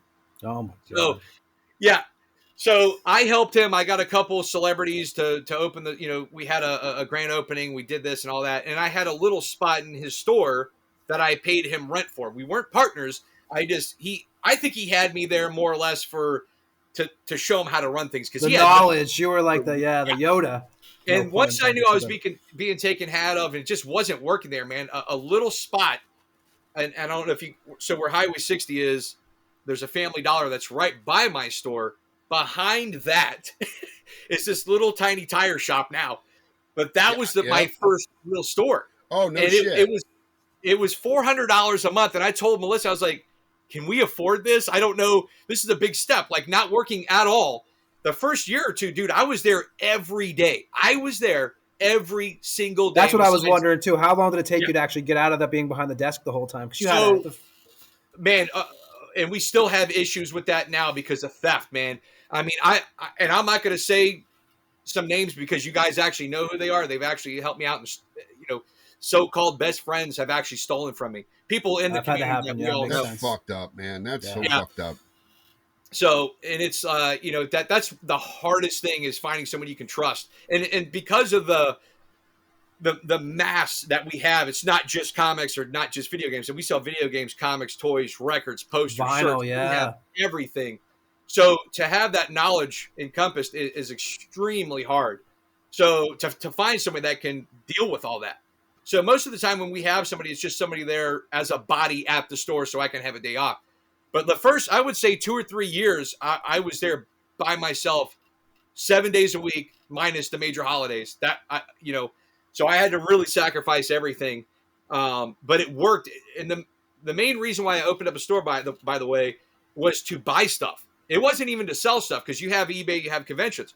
It was everywhere, all these flea markets, Craigslist, meetups, yard sales, they were just drying up. And when you did go to them, people wanted more than what you could buy it for online. And it's worse now. I don't know how people, if they don't have a store, I don't know where they're getting their stuff from because it's just too damn hard to do it. The Goodwill Hunting and all that stuff. I shouldn't have said that because that's a movie, but the guys are waiting in the mornings at the pawn shops. The people are waiting at the pawn shops in the morning. Yeah. Like you cannot, the flea markets, forget about it. Like I remember, what was it, Oldsmar Flea Market? I would just go, and for me, I was just buying records just for my collection, right? I would go there, and those guys are there early, man, seeing what comes in. They're hoping that something slips through the cracks. Did you do convention wise? Were you ever doing Spooky or anything like that? Spooky Empire in Orlando? Or no, I never did the specific conventions. I did more just Comic Cons and stuff like that. Okay. That way you have much more of a variety of people that are there. I mean, I wouldn't mind doing something like that, but the conventions now, man, I mean, I'm not really into them as much. It's more about who's there, the Q&A. It's not about like buying cool stuff, and that's why I used to go. I mean, it's cool when there's awesome guests there that you want to meet, but I mean now guests are pulling out $100, $200, $300 an autograph, and it's not cool, man. I was telling Ed, and I always get the name wrong from that show. Miley Brown. What is it, Ed? Miley Brown, or this from this? Millie Bobby Brown. Millie Bobby Brown. She was charging like almost $300 for a photo with her. I heard last October. So it was for an autograph and a photo was like $500, and it's like, if people would actually stand up and boycott these things, because I mean, you think the average person, right? Say you got to pay $20 a part. Say you're paying $50 or $60 to get in, and then an autograph's $100, dude. By the time gas and food, you're out over $200 already. And Josh, this autographs used to be $20 for a lot of these. Oh yeah, all day now the guy who gets killed in the first 2 minutes of the movie with the axe in the head, he's now $50. Dude, I met Darth Vader. David Prowse. Yeah, David Prowse, who's also in Clockwork Orange. R2D2, Kenny Baker at Webster Flea Market. So, oh wow, I met them at a flea market. They were doing little signings there. So, and I think that it was $10 or whatever. So it was a completely different thing. I mean, like, Lando, Billy D. Williams, I walked right up to him, nobody in line back in the day, shook his hand, got a picture. Now he's charging, I think, $200 if you're bringing an item, and I think it's 75 or whatever if it's just an 8x10. It's not cool anymore, man. I people really need to just stand up and just be like, we're not going to pay this. It's And funny you're right. because I look at that and I look at, like, the old wrestlers when you watch like the movie The Wrestler with Wrestler. yeah, I mean, and What's his he's name? there trying to Yeah. he's trying to make $25 just on a fucking autograph or a picture, and those That's dudes are nothing now. starving.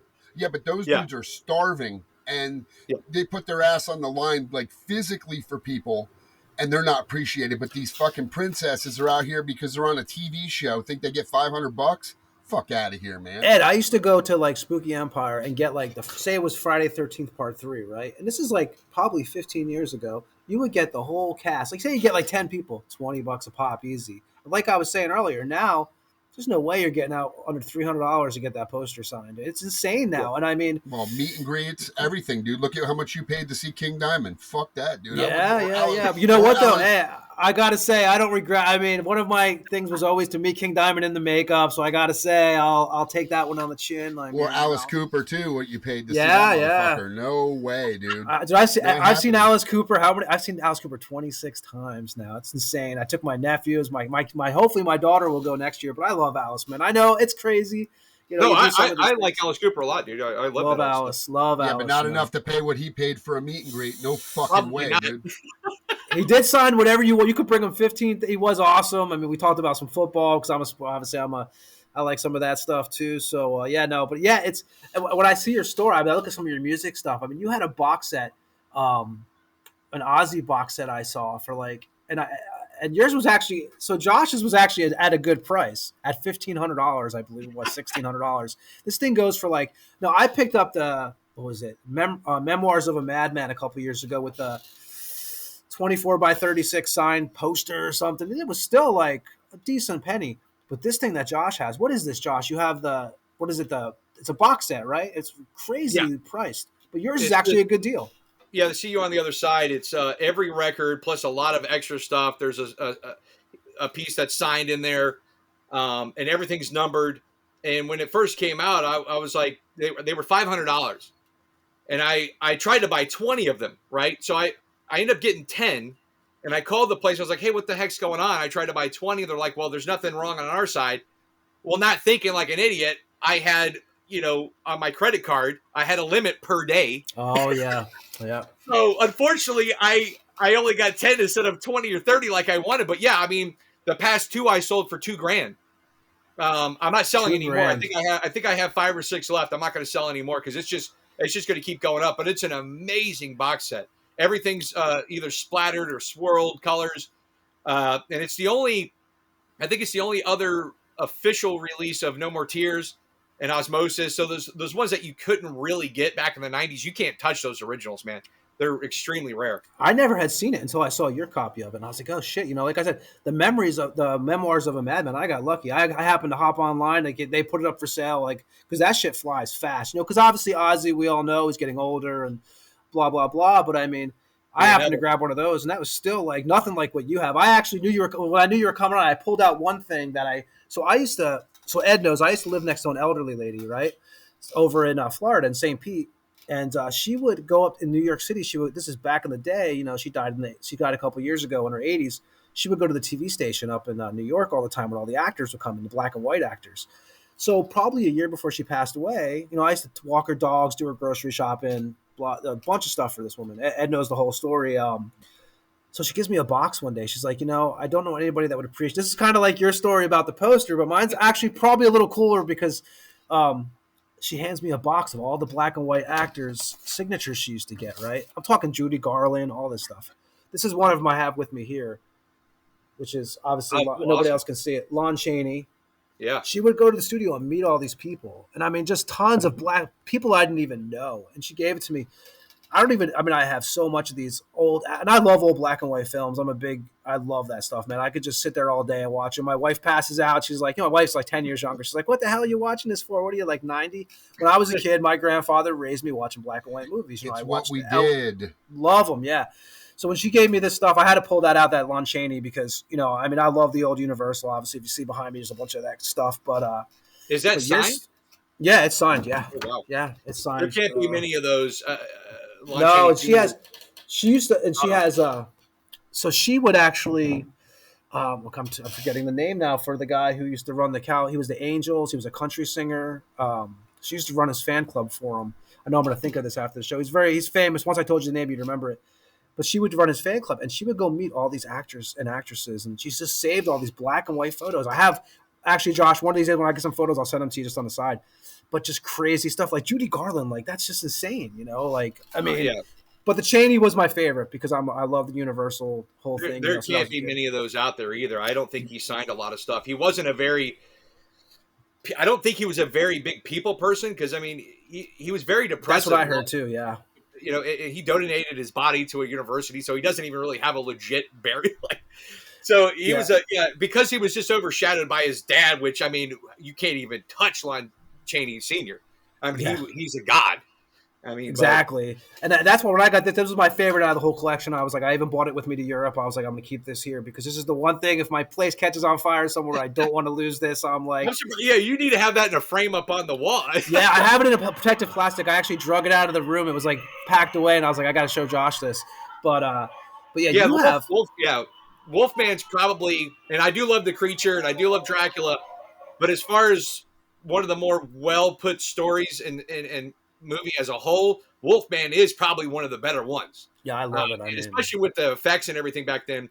Another big favorite of mine is The Invisible Man. I mean, that one, again, you talk about psychotic and just how they did the effects back then. Again, it was just, I mean, 33. The makeup. Amazing. It's just, those movies, they're such a, I always, it sounds whatever, but like, it's like watching ghosts on TV. And what I mean by that is there's just something about, and all those actors were like, a lot of had a really fucked up past, and there was a story behind them all. Like Elsa Lanchester, like all these people had like such stories behind them. It was really intriguing, and I love the old black and white films and stuff, man. But yeah, your store, I see some of this stuff there, and I was like, you guys have so. Like, what is it like that? So even the Teenage Mutant Ninja Turtles were collected. That's like a big thing. Those old figures, right? Which I remember having these. Yeah, and I hate to even bring this up, but. About 4 years ago or whatever. I don't know if you guys ever watch The Toys That Made Us. It was on Netflix. Yes. Okay. Love it. When they announced that they were going to do a Ninja Turtle one, I had 2 different massive collections that I had just bought, all on card, mint, right? And so it was close to 500 Ninja Turtles still in package. And I said, I'm not going to sell them. I'm going to wait for this to come out because it's going to boost the sales of these things. And I paid quite a bit for them. Well, I put them in the store just for kind of looks, and people were just, eating them up. And I was like, look, they're not really for sale, And unfortunately, I started selling them because I was getting top dollar 4 years ago.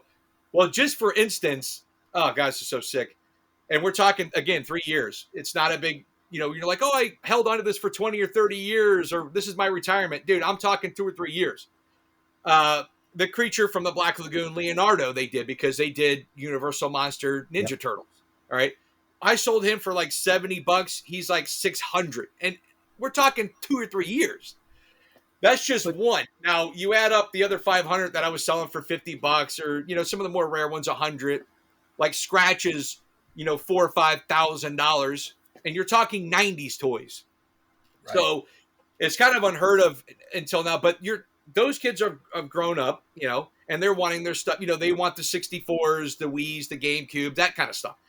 So it's just like when I was growing up, I was like, okay, I want my Atari back. I want my Nintendo back, all that kind of stuff. So it's just a different time. I don't see it because I'm not like a big Power Ranger guy, but that's another. Yeah, it was the same kind. I didn't get it. About the same time, yeah. So, and again, it's just gold. And the stuff just doesn't last in the store. But yeah, Ninja Turtles are huge. So do you have pieces that you just don't like? Is there like you have like a say a holy grail piece or two that you're just like I'm not get like that like the one I just showed you is something I will just not going to get rid of. My kids will have it. There is some stuff I have that I wouldn't want to sell. I have, like, for instance, Iron Cross. I had an original, and I sold that, I but it was guess like there's only like 500 of those. They say there's 100, but I think there's 400 of those only released ever. I've only seen one, and I buy records all the time, and I know people to buy Yeah. them from, and just I've only seen the one, and how I got it. I think I told you, but how I got it was just insane. How I even got the damn thing, but it was just I would go to Big Top Flea Market all the time, and there was a guy out there that sold records. I got there a little late one day, and I was like, hey, man, and I would joke with the guy because sometimes he'd hold stuff back in the van. I'd be like, dude, yeah, so what's up with all this metal you got today? I heard you got a bunch of metal. I was obviously lying. But he's like, yeah, I did. I was like, oh, shit, he did. And I said, well, what'd you get, man? Because, like, getting stuff for me, when, like, somebody brings in a massive, awesome collection, that's the heroin in my arm. I don't do any harsh drugs. So, I'll drink and I'll smoke some weed every once in a while, but I don't do anything else. And that's my drug. I still, after all these years, get excited when I see shit. Like somebody Shit, I brought saw me. you put a box of vinyl a couple months ago, and I was like, "Damn, man!" I was like, "Oh." It's like, Dude, yeah. when you said that there was only 100 of these movies and you had a stack of them sitting there, and Yeah, he's got like DVDs 50 of them or and I'm 25 of them. It's like, what the fuck? How does dude come up with this shit? I'm laughing because I'm like, man, this is some bullshit. So he's right. The Iron Cross is a hard one to get, man, because I bought a reprint of it that came out like, I don't know, maybe like 5 years ago, 6 years ago. But the one that Josh has is the original, which I heard at first. I heard there was 100, and then I read somewhere that it was disputed. They said there was 400 of them, but it was definitely like such a fucking low number. I mean, they told me they only did 100, so I'm not sure. Again, that could it's rare as shit. Who knows? Yeah, I mean, so I went to I got to the flea market, and this old guy, he was like 75 years old. He's passed away now, but I got him into metal, dude, and one of his favorite bands was fucking Merciful Fate, funny enough. And I had a Don't Break the Oath picture disc reissue from Hell's Headbangers in the car. I don't know why. And I caught up with the guy who bought the Iron Cross off the record dealer that I knew.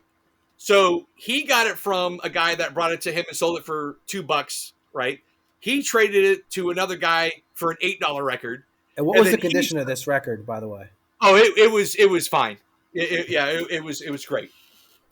So the VF, if you will, that's what they call it in the record. Yeah, VF, yeah. So yeah, VF or a Discogs VG Plus, which I hate going by that because normally in the overall world VG is not good.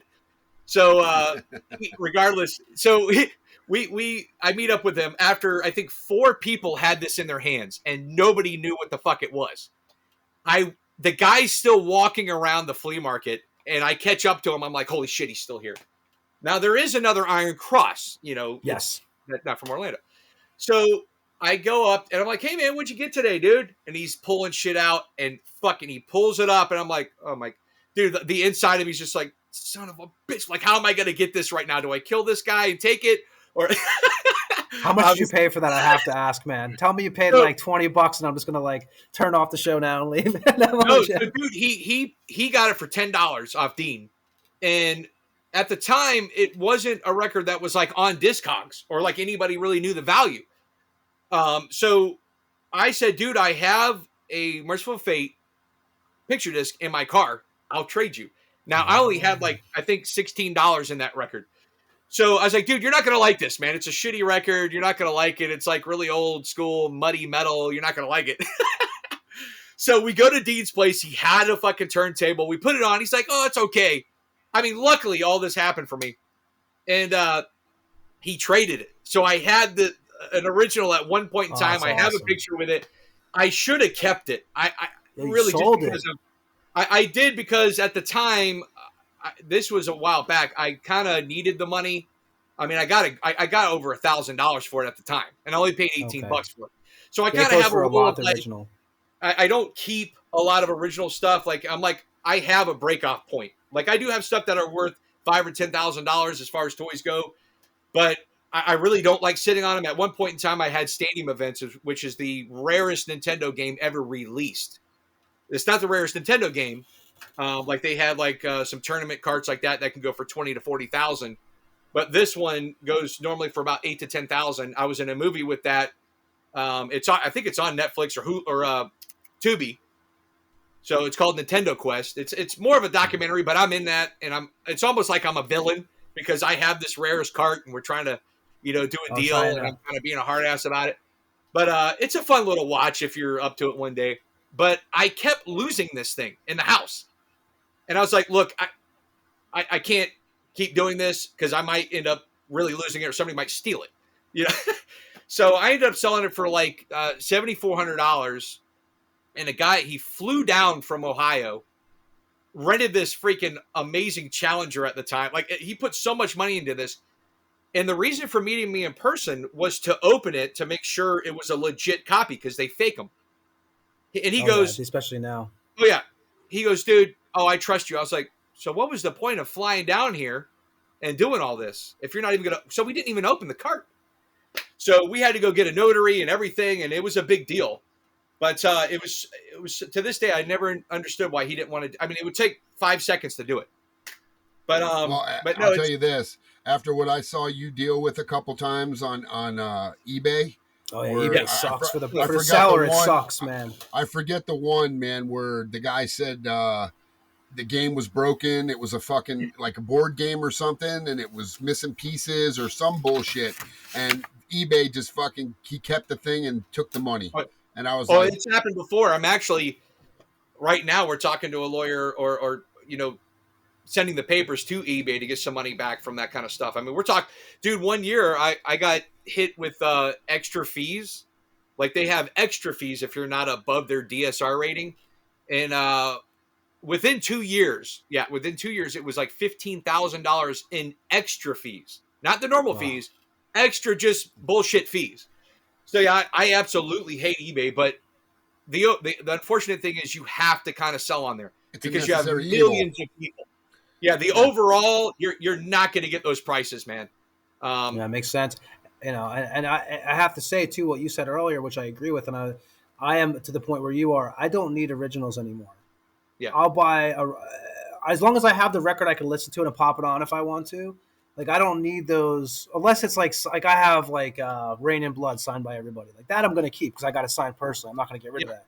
But like as far as like the original, man, I'm the same as you. You saw what I did.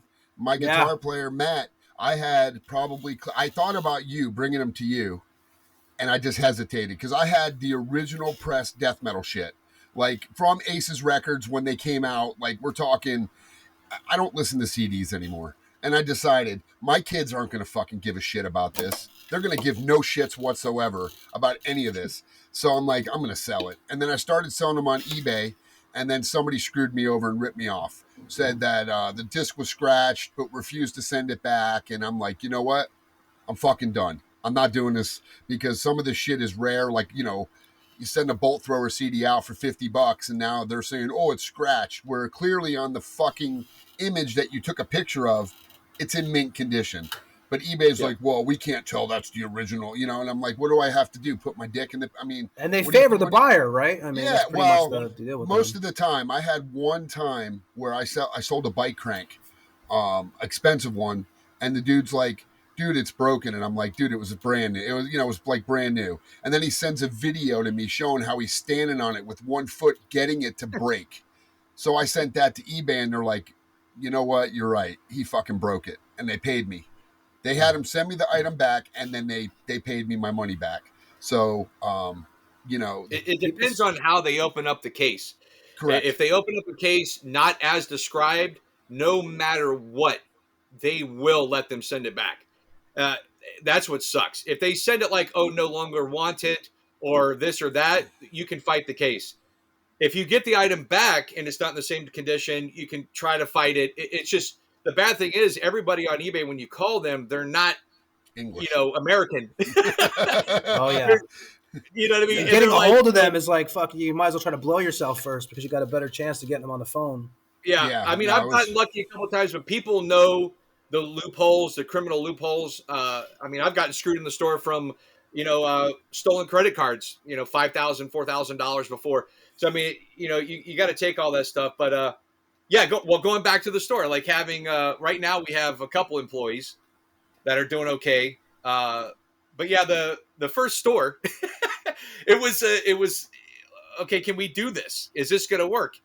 And it was so amazing. Like I was like, wow, this is really happening. We're doing very well as far as sales go, and we're buying tons of stuff. So I was eating lunch across the street, and the place that I'm in now was available, and I called up and we made a deal that I could not refuse this deal because it was about 4 times the size of the building I was in for only about double the price, and I was on Highway 60.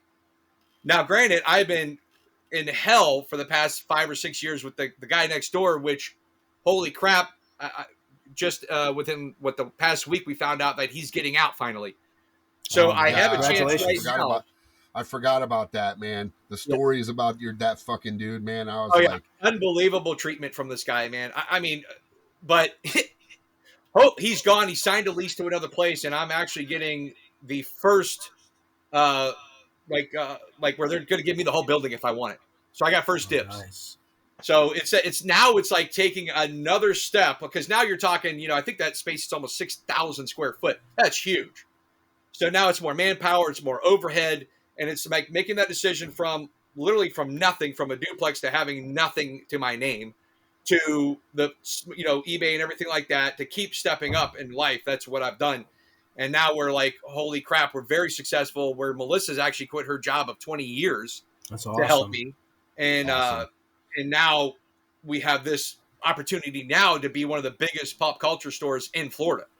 So well, I got to tell you, I've always said, man, I show my wife, I'm like, this is where I want to be, where you're going to fucking Disney for a week and staying at the Disney hotels and, going to fucking places all around the world with your kids and giving them. We thought you were selling drugs at first, man. We didn't know what the hell you were doing. No, I knew. Well, they are drugs. I guarantee you that plastic crack is more addictive than regular crack. I will guarantee you that. I think the chips in those games, there's something on those chips that are ingrained into people's brains, man, because to spend that much money on a video game, especially now, like I have the Fold 5. I bought it purposely because you can open it up into a goddamn tablet and put a ROM on it. And I can play any Nintendo game ever invented on a ROM on my phone. People don't know that, though. Most people will never know that technology. Tony wouldn't figure out how to put that on his phone. Oh, man. That's what I'm saying. It's amazing I could do this podcast right now. Most people would never know how to do that, so they're stuck buying the game if they want it, and they have to hunt it down and do that. Well, the opposite of that is, and I get what you're saying, because, and I think about this all the time, about physical. That's the thing. There's a historical value, and then there's also just having that in your hand.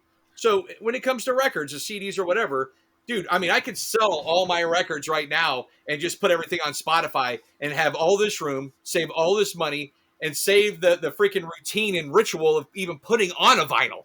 I mean, think about it. Just turning up on your amps, turning this up, getting the static off the record, putting it on there, picking up the needle, all the bullshit. Look, I've already listened to 3 songs by the time you did that, dude.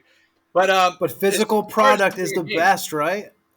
Physical product is the best. And you will always have, fortunately, people that want the real thing. There you go. Oh, that's rare, actually. You're kidding. Really? No, I'm not. They'll sell it to you for $5,000. Yeah. I'm just holding up my old GameCube here that I found in a closet last week. That disc alone's probably just with no case or anything's over $100. Well, I tell you what, Josh, even myself, I don't even like, me and Ed always talk about this with we put out records and I'm like, man, I hate releasing digital copies. I just want to for me, it's like, it's gotta be like the physical copy. I get it. You have we got shit on Spotify. It's how it works. But I that's why I spend money on like you said, the plastic shit, because I like to have the physical product. And I think it's, and there's a lot of people that are like that because it's just, like we always say, the album covers, the liner notes, opening up a record. Back in the day, you get a King Diamond record, you sit back and read all the lyrics. I know to get the story in your head. I mean, well, for me, like I remember, I was getting my Xbox 360s modded because I'm like, fuck paying $60, $50 for a game, and then every 3 weeks the fucking thing would. You have to take it back to get remodded because they figured it out. They needed this in a loophole, and I'm like, you know what? If I had the disc, I wouldn't have to fucking go out and keep paying to mod my machine. So, well, it's like movies. I mean, if something happens, the internet goes out or something, or they take it off, that's why I have like 4,000 Blu-rays now, and I was a VHS guy, Laserdisc guy, DVD guy, and now I'm paying crazy amount of money. I mean, I've paid $200 for a Blu-ray, which is crazy. You can watch it on Tubi for free, right. But again, it comes down to it's not wanting the same. that real thing. Yeah. Well, and here's the deal too. And like me for my home, I don't have a TV. I have a projector because the way my living room's laid, I have an old house. So I have a 7.2 sound system in my house. So when you put on the Blu-ray, you get the 7.2 experience. You don't get that with Tubi. You don't get that with Netflix. You really don't. Speaking of that, yesterday I was telling Tony, Dolby Atmos. I was laying lyrics, songs for Monstrosity yesterday at Morrisound. They're doing the Dolby Atmos, and I heard an obituary track in Dolby, and it made me realize, sitting there going, this is why I play movies in this, because what you hearing a song with shit going on and out of, I don't even know how many speakers. It was 7 around, 4 in the ceiling, and 2 subwoofers. I mean, I've never heard music played like this. This is how they do it now. And if you have an Apple iPhone, apparently you get the full experience. I wouldn't know. I'm not an Apple freak, but that's what they tell you. And you saying having the physical copy makes 1,000% sense because you don't get the real experience. Plus the extras that you get on the Blu-ray that you'll never see on Tubi. Exactly. Or, you may see it on YouTube if somebody had uploaded it. You know what I mean? But otherwise, you never saw the post-credits, the pre-credits, none of that shit without having a physical copy. And there's some great shit out there now. Like you got that. I don't know if you deal with Trick or Treat Studios at all, Josh, but they got some great stuff. I mean, there's some companies now that are making great the masks. I have a lot of, which I know you have. I have a shitload of animatronics here even. And I have to admit, like I love some of the Spirit stuff, but it's kind of made basically like plastic and wires. Feels like it's going to fall apart in a second. Cheap shit. Cheap shit. You're paying like $400 or $500 for some of these items. That's probably like just garbage. Yeah. But we stopped Trick or Treat the other Studios day. And I'm looking when I see your shit in your room, or I've seen Josh put, and I went there. I'm going, you want $500 for this cheap fucking thing? You got to handle it with care, man. You got to know how to handle your toys. That's the thing. You got to know how to. Well, I'm not buying that shit. Yeah, Trick or Treat Studios make some great shit. I was even like, I'm thinking back to like what those He-Man figures got to be worth some cash from back in the day, right? The '80s. A lot of them. I used to have the Voltron. Do you remember the Voltron that had all the lions? That I think it was like 14 or 16 inches or something like that. What is that worth? Yeah, Matchbox made that one. In the box, it goes for crazy money. I mean, loose. There's a lot of different versions of that one, but the bigger one that you're talking about, the die-cast one, because they have die-cast and they have plastic. Yeah. But depending on the condition, and if they have all their parts, they can go for hundreds upon hundreds. Even in the box, closer, into the thousands. That's crazy. Yeah, a lot of that stuff is the He-Man is huge. That's a whole nother market. Now how about GoBots, right? Because I always thought they were like the kind of. I'll be honest. When I was a kid, I thought the GoBots were like the weak version of Transformers. They were like kind of the wimpy Transformers. No, they were. I actually like GoBots. But the toys are not worth nowhere near as much as the regular Transformers. Even some of the newer toys now, you have a lot of companies now that even when it first comes out, it's hundreds of dollars. Like some of the Hot Toys are $200, $300, $400 right when they come out. And I remember even Star Wars, or G.I. Joe, Star Wars, your expensive shit was like $90. And as a kid, that seemed like you were never going to get it. Like there was some stuff that was like, I want to say like that G.I. Joe that we were talking about earlier, the SS, that was probably like 70 to 90. And back in the 80s when you were a kid, that seems like $1 million. You ask for it Oh, for Christmas, you usually don't get it. I You know? wanted the Millennium Falcon, and my mom was Oh like, yeah, the Millennium Falcon. keep dreaming about that. Now, if I would have had that, what's that worth? You know what I mean? Yeah, I mean, The Falcon, they actually kept making that. They kept using the same model up into the early 2000s. It's kind of really? funny. so they manufactured it until The 2000s. same exact Wow. model of that in the AT-AT.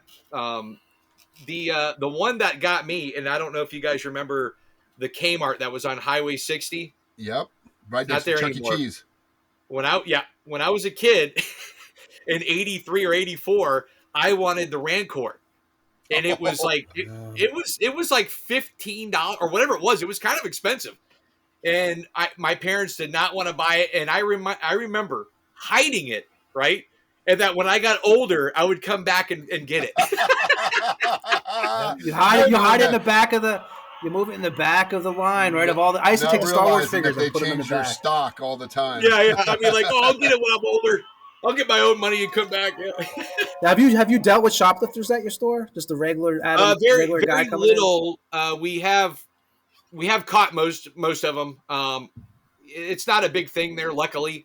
Most of the theft is from employees, unfortunately. And we've caught every one in? of them. That sucks. Oh my Yeah, god. we have cameras sucks, man. everywhere, and I tell them that. You know, the Because sad we have part such is, valuable shit, man. It's hard to keep that. You know, you always. it's not even about the value. It's about the trust you put in people that you're supposed to respect and have that respect returned. And, you know, there's family members that steal from people. You know what I mean? Oh, yeah. And to me, it's just, how do you trust somebody? You know, I mean, I've always been one of the, you know, that's why I tell him, you see that? That's my hand. That's how many people I can trust. Less than that. That's how my real friends I have, because they'll stab you in the back the first fucking chance they get, or they'll take advantage of you, or they call you when they need you, but they don't pick up that phone when you need that. You know what I mean? It sucks. And I can only imagine you want to go take a fucking week vacation and you can't find somebody to watch your store. What were we saying, Ed, the other day? That's the same kind of friends who, like, you sell them weed back in the day, and they're always behind a bag, but they're always like, here's my money for last week, but can I have another one till next week? It's always those dudes. I would always say, here's a $25 bag. See you later, because I know you're not coming back. Yeah. So, you know, So what do you? So you have So if people, you have the storefront, and do you sell on Discogs also? I actually just started selling on there not too long ago. I'm not a real fan of it because you know there's no pictures. And the store is doing really good to where I don't have to really put a lot of stuff online anymore. Back in the, but you're still on eBay though, also, right?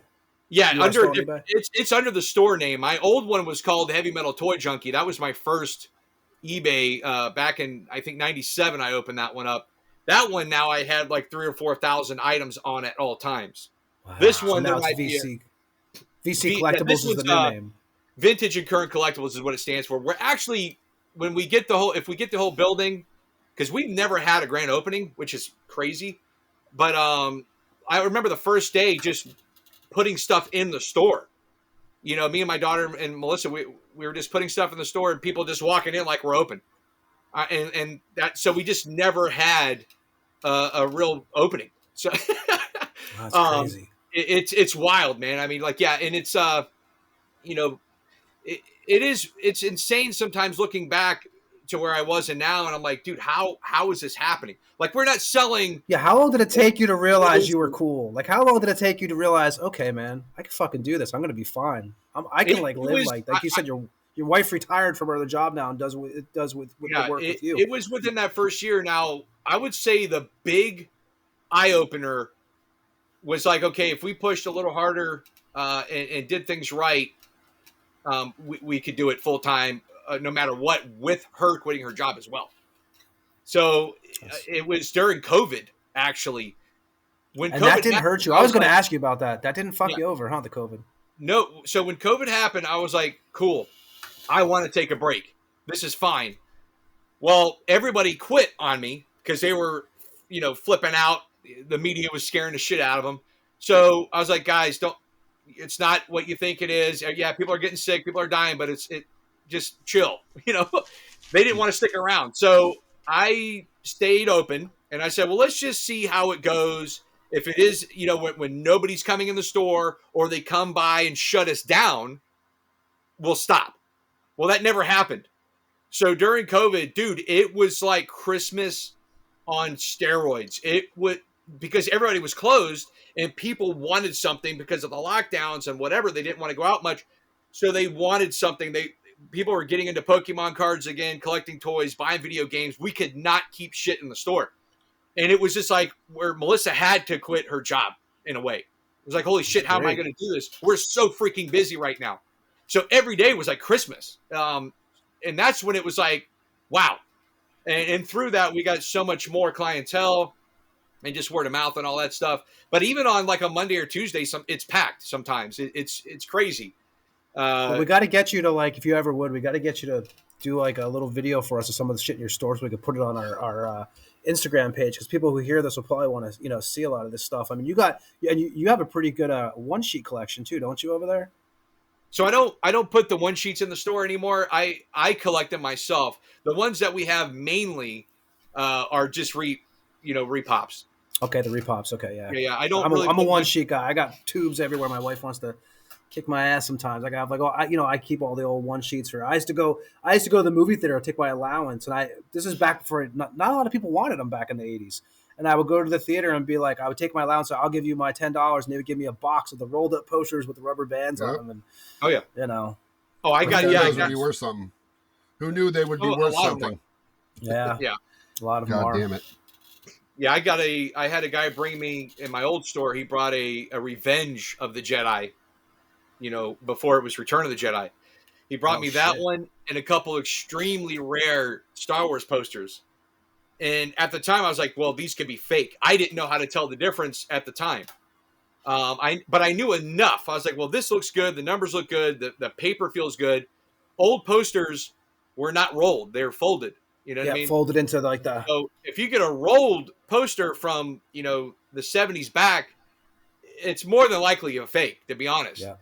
All these were just like mint condition. And he was like, oh, I want a couple $. So I was like, well, even if they are fake, who cares? Well, they ended up being real. So I do have all those still. I didn't sell any of those.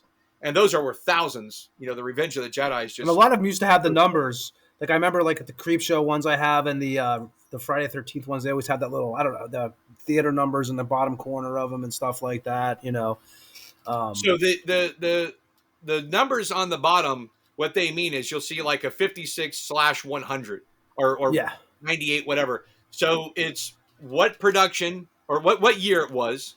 So if it was like a 1968, it's going to say 68.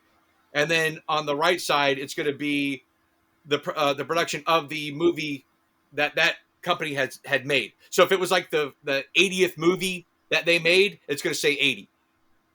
So that's how you tell. That's what the numbers are. But and yeah, I mean the bad thing is they fake one sheets. So that's not surprising. They fake everything nowadays. I mean, they fake Star Wars figures. And side by side, you cannot tell. I say what the future of this hobby is really scary, to where it's like, if something happens to people that know what they're looking at, or the internet, how are you really going to tell what something's worth 20 or 30 years? Have you been tricked? Funny enough, a guy brought in a Pokemon card yesterday that I was not there 2 days ago, and we almost bought it, and it was $100. I was going to pay $100 for it, and he brought it yesterday, and I was like, I'm very glad I didn't buy this, because it was a fake, and the kid working for me had no clue. So it can happen. But Legos, we get everything that we know, like Pokemon video games. They look exactly like it. They play like it. Look, everything. You can never tell. I can literally lie to you and say, "Oh, it's real." We put anything that's a reproduction. We put reproduction. A lot of stores do not do that. So we try to be very honest with people, and even with the signs, people will bring stuff back. Hey, this is fake. I'm like, it says reproduction, and we told you it was a reproduction.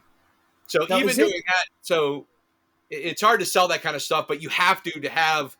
Like, there's no way to have those games at all times. And we sell those for like $17 and say the real ones are worth, $80 to $100. Right. Now, is it bad to get, like, I know a lot of my one sheets I got signed back at conventions and stuff like that. Is actually, obviously, you don't want like to Bob or to Tony or this on them to sell them one day. But is it like I know like game use sports memorabilia they say is like you don't want to get it signed. It's better. It's like the value supposedly is more without the signature. Is that the same thing you think with the one sheets and stuff? As someone who actually is a businessman when it comes to this. At the end of the day, what I tell people is do what you want with it. It's like the whole of the law, but Yeah. the will. But it's to me like when I buy something nowadays, man, I open it up. I don't look at something like, oh, this is going to be worth money one day. And there are so many different kind of collectors. You have collectors that just love what they have, so you just do whatever you want with it. Now, as far as value, if you are looking down the line, the only time I say you get something signed, like say if there's a new movie out and you're at the showing, if it's some kind of indie film or whatever, and the whole crew's there, go ahead, yeah. But like when Stan Lee was signing a comic, from the '60s, and he was signing it, 8, 5, 6, 7 years ago, to me that hurts the value. It's So not. I got hated by Stan Lee fans. I went to I went to a convention that Stan Lee was at, and what did I have him sign? A Mallrats poster.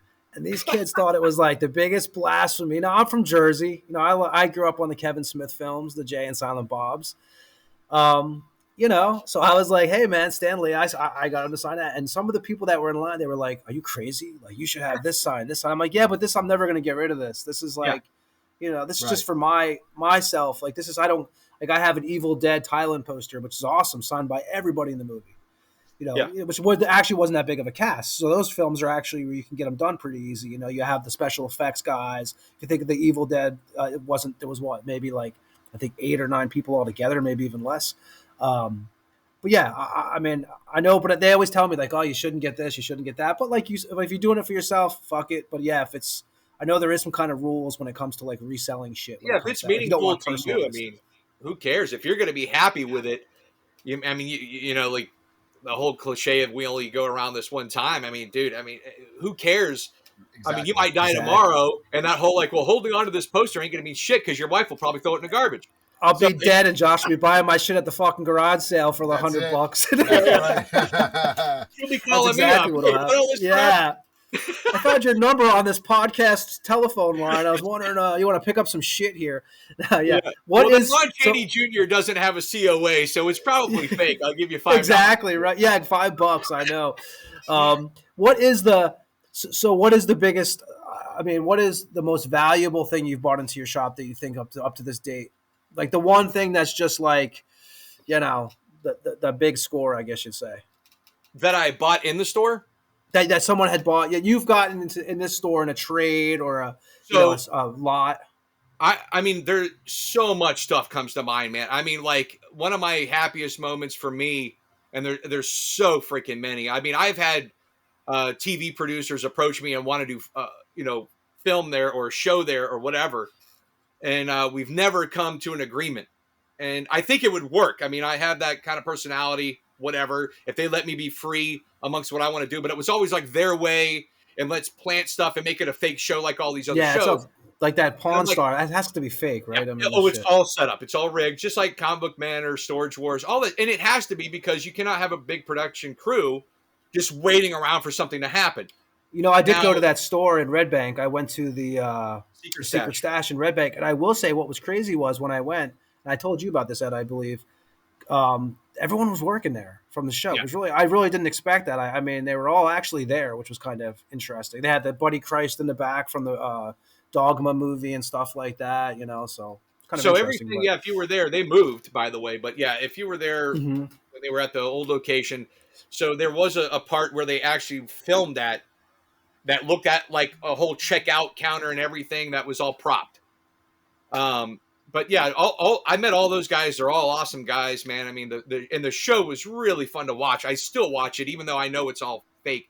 There was a couple people that I think in the beginning, if you watch the first season, I think a lot of that wasn't staged. It was a lot of ad-lib stuff and whatever.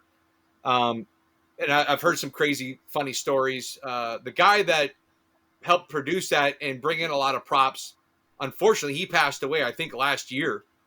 Unfortunately, he was a really nice guy. I got to meet him out in Jersey when I was there. I went to Red Bank and did all that and went to, the Clerks locations and all that stuff. Yeah, I was at the original location was the one I was at. Yeah.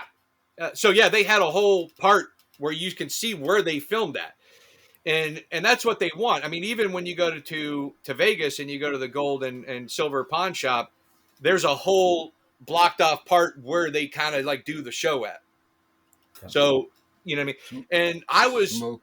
wanting more of a setup where like, hey, let's just put up some cameras. And when I know something's going to go down, like if somebody brings something, I just push record, I write down what time it is, and then they go back and just edit it out instead of having this big production crew. And I mean, you can do that nowadays. I mean, you can just take your phone and film movies. Yeah. You know, you just don't need GoPros. all this. Set up GoPros and then turn them on with your phone. Yeah. Yep. So, but yeah, I mean, what were we talking about? About the biggest value that you've had bought in there, like the biggest item that was like pretty much the grand So salami. Man, there's a lot, but for record, since we all like music here and it's metal, it was a really slow day, and this had to be about 5 years ago. And a guy brings in this box, right, and he sets it down. And the funny thing is, he's like, I don't know if you like metal, but I have a bunch of metal records. And I was just like, yeah, whatever. I'm trying to play it off. So I go over, and what I see at first is none of them were in protectors. You know, like we have them in protectors now. Yeah, the plastic protectors. He bought them back in the day at Aces or whatever, and just never protected them, and they got wet. A lot of them got wet, and they stuck together. So I was, ripping the covers off. Well, I know that feeling too. When that, and you have to, if you're going to sell them, you can't sell them together. But so the first record was Obituary, Slowly We Rot, right in the front, original pressing. Some of them they weren't that bad. They didn't get, that bad wet or whatever, or maybe he saved them. He said he had a flood. So I'm like, well, what do you want, man? And I just maybe flipped through like the first 3 or 4. And he goes, is $50 too much? And I was like, screw it. I was like, you know what? It's worth the risk, right? Yeah. I've done this where I was at a yard sale years ago. I mean, a long time ago, probably 20 years ago. And they had the first 4 records were all metal. And then it was shit. It was just, and I was like, I'm like, oh my God, like this whole thing's going to be metal. There's 200 records here. And just like the first 3 or 4 were metal, and then you're just like let down. But this was all metal, but I didn't know it. I was like, I'll just take a chance without, it was, like I said, it was a slow day. Here's your $50. He looked like a crackhead anyway, so I wasn't going to go through it all and give him more money that he definitely didn't need. And so he leaves, and I start going through this, and about halfway through, and it's like Slayer, Creator, Carcass, all this killer stuff. About halfway through, Bathory, and I'm like, oh shit, and I slowly pull it up, and it's the Yellow Goat, and I'm like, fuck, dude, I end up getting, I think I got close to $3,000 for that. That was insane, and I bought the whole lot for $50. There was a bunch of G.G. Allen in there, 7-inch stuff. It was probably close to $15,000-$20,000 at the end of the day. And we are in the wrong profession, man. It doesn't. I buy records. I never get rid of them. Yeah, I mean, I've had guys back up, with just massive collections of vintage stuff that just make me, all giddy inside, like I'm a kid again. Just like, holy crap, he had, like, you never see this, and it's sitting. He's bringing it here to my store, And what's amazing is, like, when it's in your store, it's your turf. You call the shots. Right. You can actually play ball a lot more and have more control over that than being at a convention or going to a yard sale or flea market, or going to their house. That's the last thing you want to do. Right. Is they're like, okay, well, you don't want to give me what I want, bye, and you just wasted all your time. I've done that a lot. You want them not to want to have to drag it with them out. Like, okay, well, what do I have to do not to bring this home with me? So yeah, and not that I try to rip people off, but I don't believe in that whole per se karma thing, or I was like, dude, I busted my ass, and I feel like if a good deal's coming by, I'm going to grab it. I think it's freaking stupid as hell when people go up to somebody, at whereabouts, wherever, and they're like, hey, do you know this? You're only asking $10 for this, and it goes for like $200 on eBay. I'm like, why are you here? Buy that shit and run. Dude, if they don't know, they don't care. They're getting what they want. Who cares? Right. If a dude walks into your store with a crate full of fucking records and says, "Is $50 too much?" He Yeah. made the price. You didn't tell him I'll only give you $50. He set Yeah. the price. So why is that wrong? What would be Well, wrong? Ed, I went into I Daddy don't purposely. Cool's. I Yeah. went into Daddy Cool's in downtown St. Pete, and I bought Frolic in the Park. You might remember this, Ed, and it was a record. Okay, cool. Yep. I love, I open up. I get home. Don't open it for probably like about, I don't know, maybe like 5 days. I bought like a stack of records. I open up the record. There's 5 autographed posters, Frolic in the Park posters, and the lineup, the original lineup, which is not the same anymore. All these 8x10 signed by the band. I had no idea. I think I paid $20 for it. I mean, they probably didn't even. It's not a. I kind of have a feeling that people that worked there were not into metal. Didn't even open up. I guess I didn't even check the vinyl. For years, Vinyl Fever would do that. I would walk in and buy, like, I bought the original Scum record for $2. They had no idea what Napalm Death was. They didn't know back in the day that what's a Napalm Death or all those old hardcore bands that we were into. They didn't fuck. They were $2. Now some places know, like Bananas Music is priced to Discogs. I feel like I think they know some of those guys. Yeah, some of them do.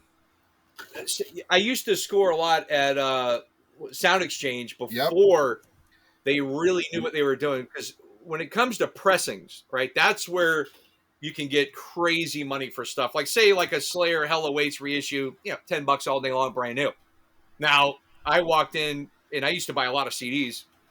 I walked into when they first put that Sound Exchange on Nebraska, and they had a Japanese pressing of Hell Awaits. Changes the whole They game. put out for like $5. I sold it for $300. So it's, you know what I mean? It's like, if you know the different pressings, now, even a record store sometimes cannot keep up with all that.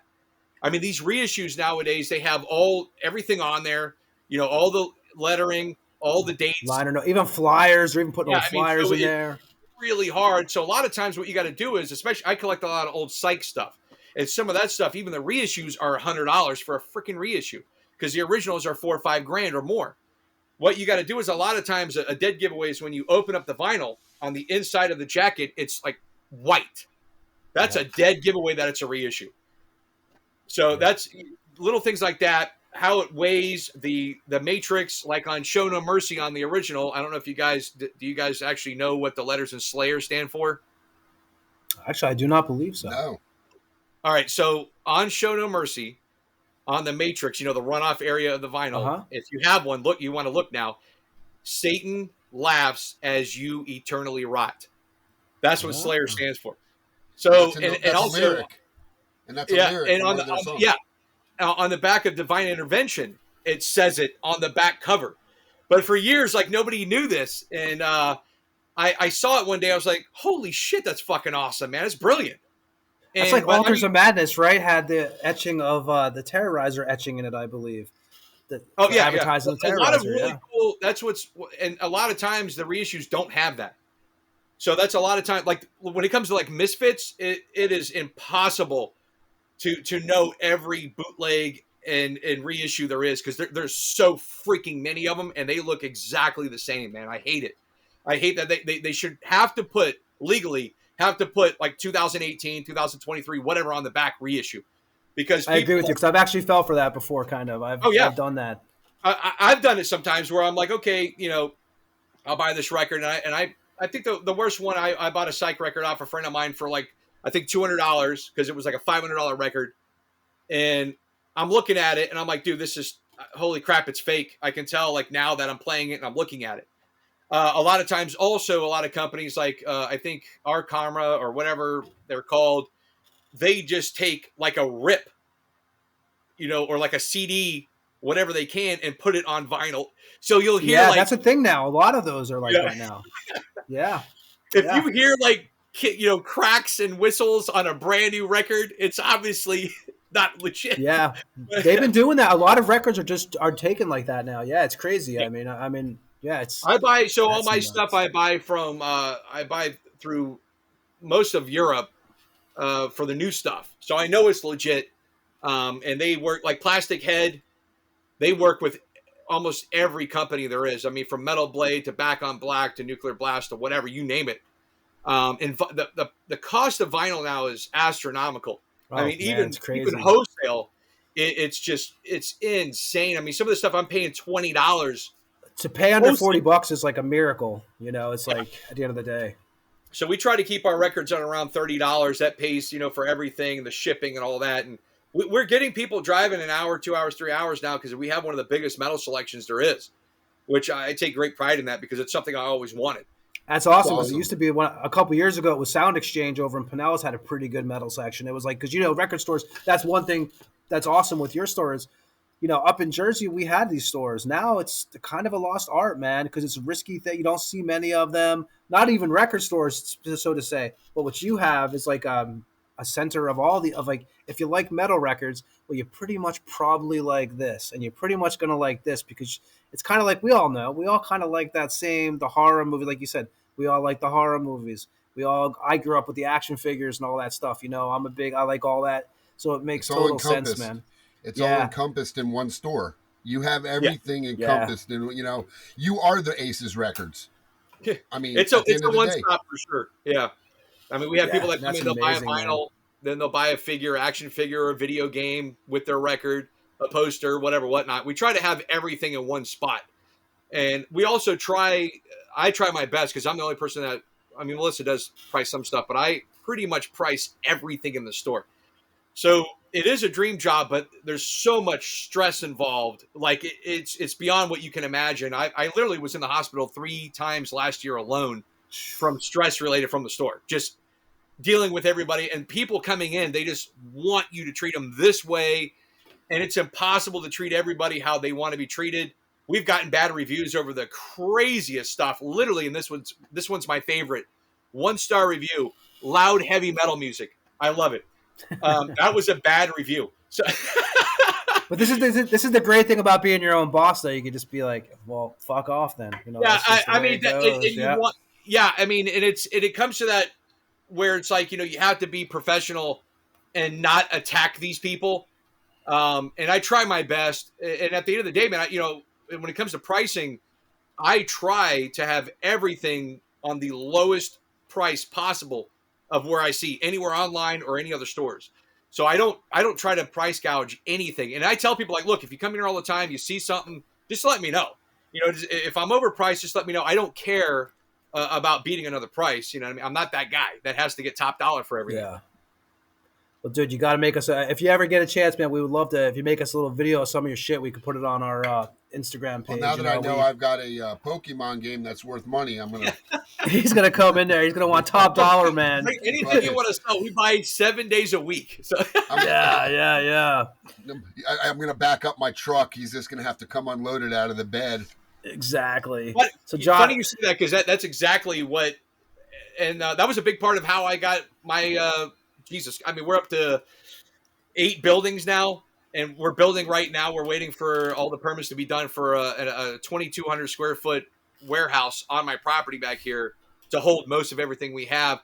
But it was backing up a truck or van back in the late 80s and 90s at the flea markets for me. I would literally bring like $20 or $50 and come home with 400 or 500 and then just keep doing that to where I'm at now. You cannot do that. And you were asking me earlier, if someone just wanted to do this now, it's very hard. About 4 or 5 stores opened up in the past couple of years just because of how big this is. And hardly any of them survive because first off, if you don't have the money, you need at least about 20,000, 30,000 just to start a store. Now you have to have money to keep that. You have to have capital to keep buying product because if you sell all the shit you have in the store, then what? You can't keep going. Exactly. Right. Once you run out, it's and there's no with suppliers when you're buying from a wholesaler, you only make most of the time about 30%. So if you think you can survive on a 30% margin, good luck. Yeah, people With think most of these stores are.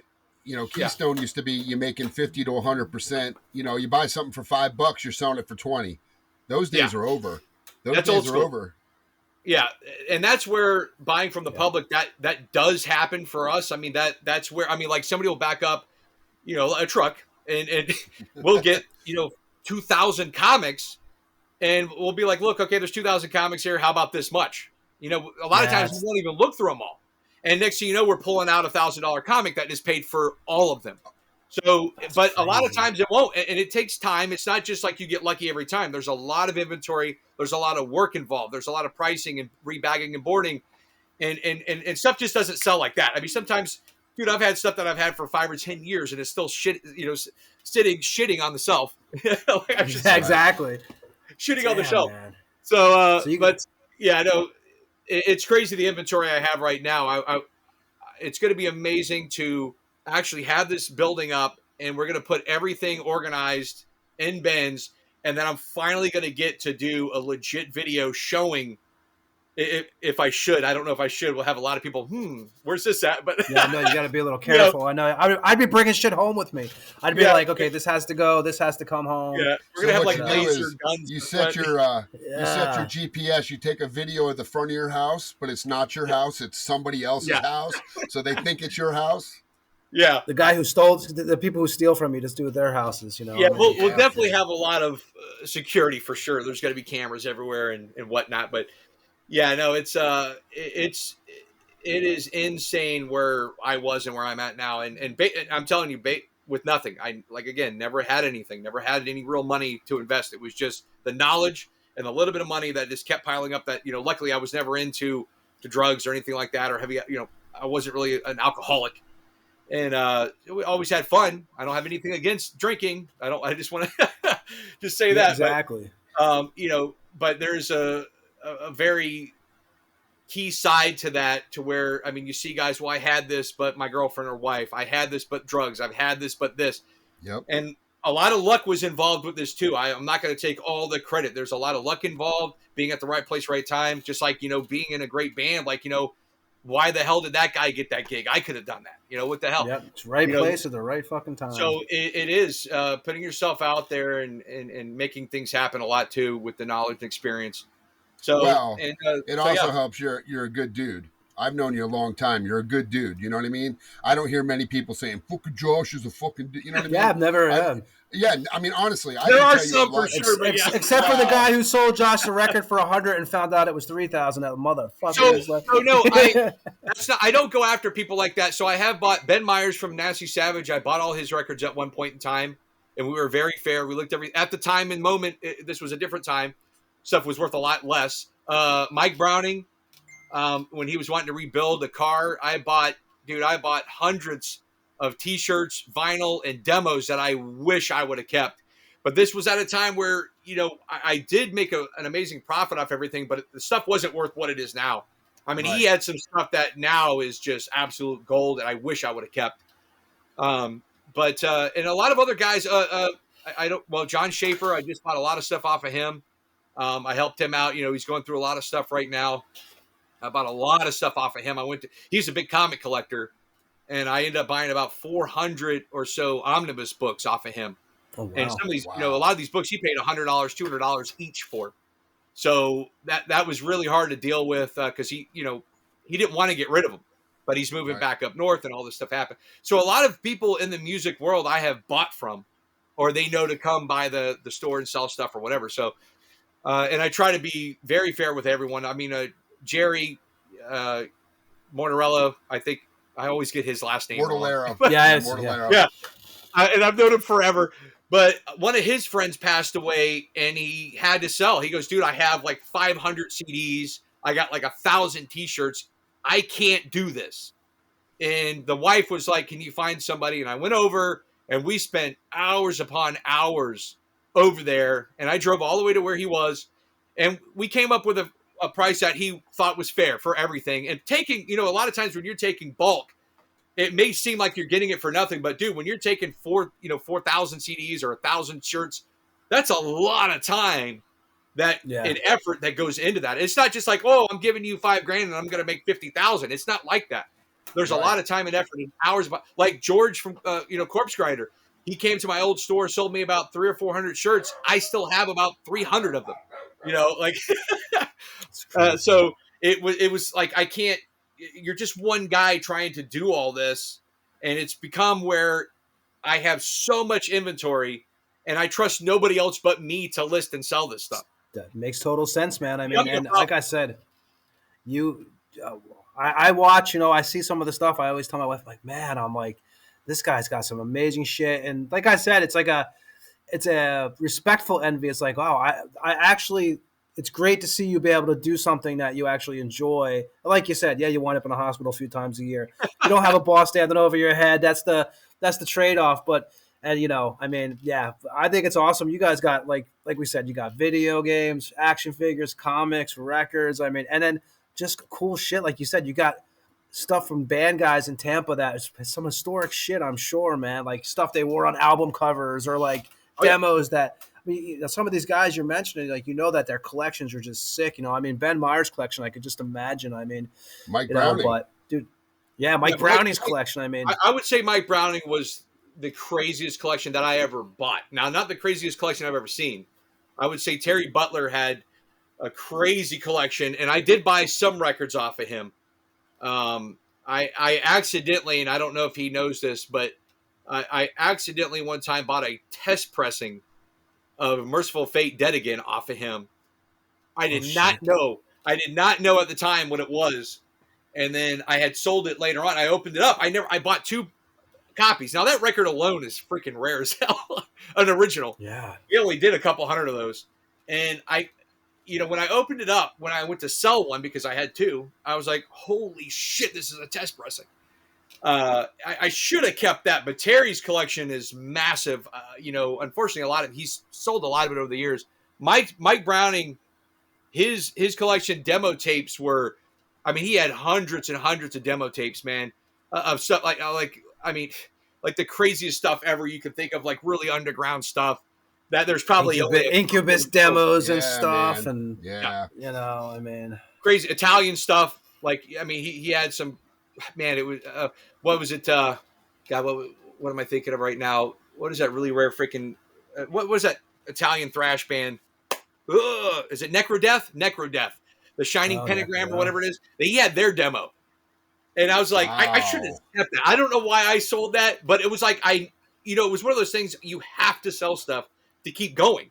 Yeah, that's because if you don't, you just become a hoarder. That's the problem. It's like that. And I am that, but yeah, it's like that. I'm that also. Yeah. I can see the bottle behind you. It's pretty. That's I don't know. Yeah, it's pretty crazy. There's like 5,000 records behind me right That's now. like we had Pat from Hellwitch on like when we first started doing this show, and he collects all the bootleg concerts, man, and his whole house is like laced with concert videotapes. Like these, it's crazy. Hey man, we all do. Yeah, I mean, yeah, dude. I said, and the fact that you're also a killer drummer, that fucking I mean, yeah, and he can sing. I try. I would love to play. That's one thing I kind of regret now that I'm 45. It's like I might get a gig here and there, but back in my 20s, I did not realize and maybe focus more on that skill. And maybe took Chaos a different way or something like that, or take these opportunities. You did Ex Mortis too, didn't you, for a second? What's that? You did Ex Mortis for a second too, didn't you? So that I was technically in that band, but we had a disagreement on recording. He wanted me to bring all my drums to his house in some kind of closet or some shit. And I was like, dude, why can't we just record here? Because, I mean, you want me to bring all my drums to your place, and then I'm going to have to come back to edit everything anyway. So, I mean, we had a falling out because of that. But I think he wanted to use a drum machine anyways, to be honest. And that's what he ended up using. I would have played the stuff differently. I did have everything done. But no, I had a lot of missed opportunities over the years. And it was either I didn't like the situation or somebody in the band, or I let a lot of excuses get in the way. And I look back now and I'm like, man, I could have been one of those guys, one of those local legends. It may have worked better for you now. This band.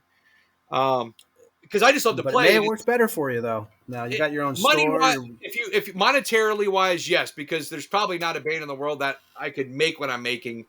Not to sound like a total ass, but as far as money, yeah. But that's now it leaves a space where look, I have the money. I don't need money per se, so I'd like to start playing again. You know what I mean? So back then, yeah, it would have been hard to play music, and I would have probably ended up in some band that's touring the countryside in a broke down van somewhere, and then having nothing. And that's unfortunate And I know we were hounding on this earlier about like how a lot of bands, especially in death metal and extreme metal, that do not get enough respect. But then you have guys like Motley Crue, and I love Kiss, but even Kiss that have a lot of backing tracks and bullshit going on, Yeah. and they're selling out stadiums where death metal guys, they write their own shit. That's one big thing. Even They're Kiss, playing in front of 50 people, write you their know. own shit. No, You know, Desmond Child was writing their shit. I mean, I love old Kiss, you know. I mean, you know, especially the makeup days and stuff. But yeah, you're right. I love Kiss, and it's like, Yeah. but when you look at the I don't want to say disrespect, but not enough respect when it comes to musicianship, when it comes to extreme metal, where these guys are writing their own music, lyrics, and playing what they play in the studio live. I think it's beyond the comprehension of most people. And you know what? Maybe it is reaching out because you do see a lot more younger kids in the crowds now at these shows. It does seem to be catching on a little bit. I mean, a lot of guys that come in my store that are buying records, man, you know, they're in their teens. So, and with all the platforms that we have now, because back in the day, if you didn't know any better, you would have to look at the record. Okay, they have long hair. It says Satan on the back. There's Cover looks cool. We'll Couple fucking kick its parent advisory sticker. I'm down. Yeah. You Now know. it's like, oh, let me go on YouTube, put this band in, and 20 other bands are going to come up. And I'm a metalhead over the weekend. I know more about metal than you do. So exactly. No, it is the way. It's the new way. It is, I mean, it is cool because you get a lot of bands that never got the notoriety from that. I mean, you know, a lot of kids are coming in. Oh, you ever heard of this? And with me, movies, the same thing. You know, I have kids coming in. Oh, I watched Trip to the Moon. I'm like, Trip to the Moon.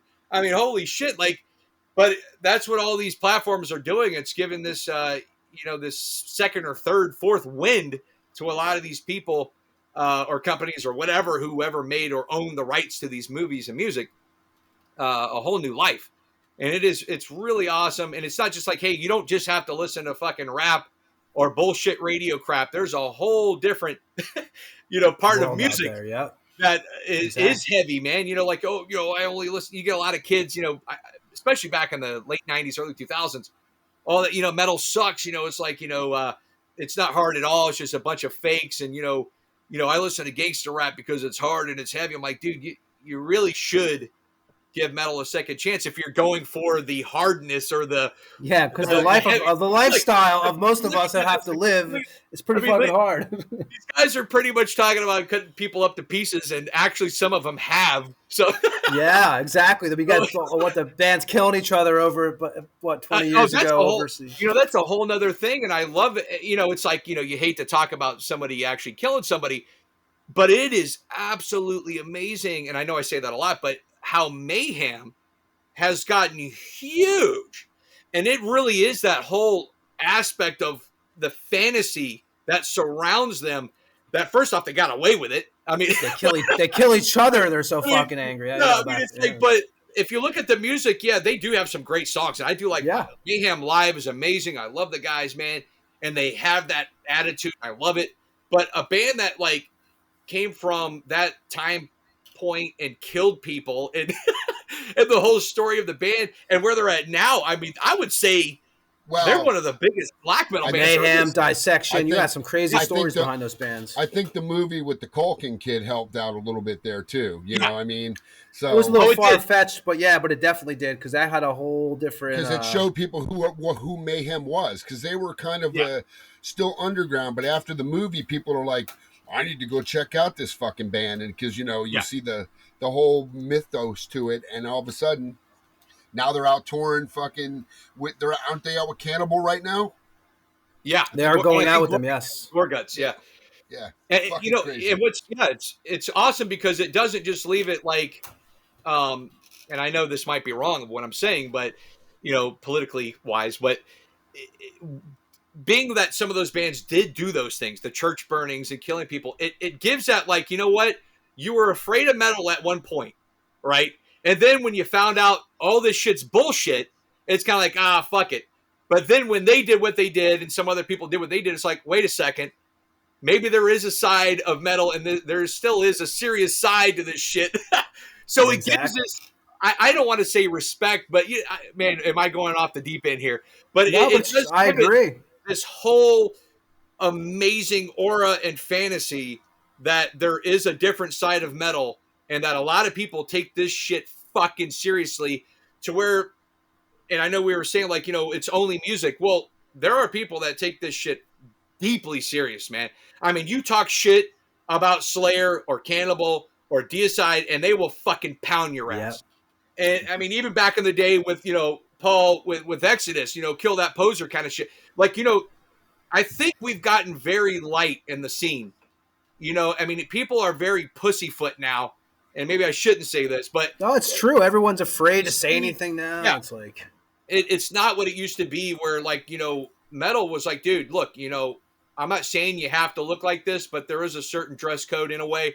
I mean, please don't come in your freaking shorts and your flip flops and your, I get it. You don't have to be. I mean, I get it. Like maybe the most metal guy in the world's the guy not wearing a metal shirt, but here I'm going off the totally left field. No, here. but it totally makes sense. We, it does. I just think that, when you go see a band, like if you went and seen Watain and they're out there in their flip flops and their white jeans and their dress shirts. Eddie Bauer, what is the shirt they wear? That the Eddie Bauer shirts or whatever. Yeah. Like, it's not going to have the same effect, man. There is an effect on stage that gives you that fantasy, that gives you that feeling of fear or of empowerment. Kind of like when we see James Hetfield at what store was he at? Gap with his bag. It's kind of just hard. I mean, I'm not, like I said, I'm kind of like, I wasn't a huge Metallica guy, but like you still see it and you're like, man, I remember like Creeping Death or like the Kill 'Em All, the back of that cover. They're like out there with fucking Venom shirts, man.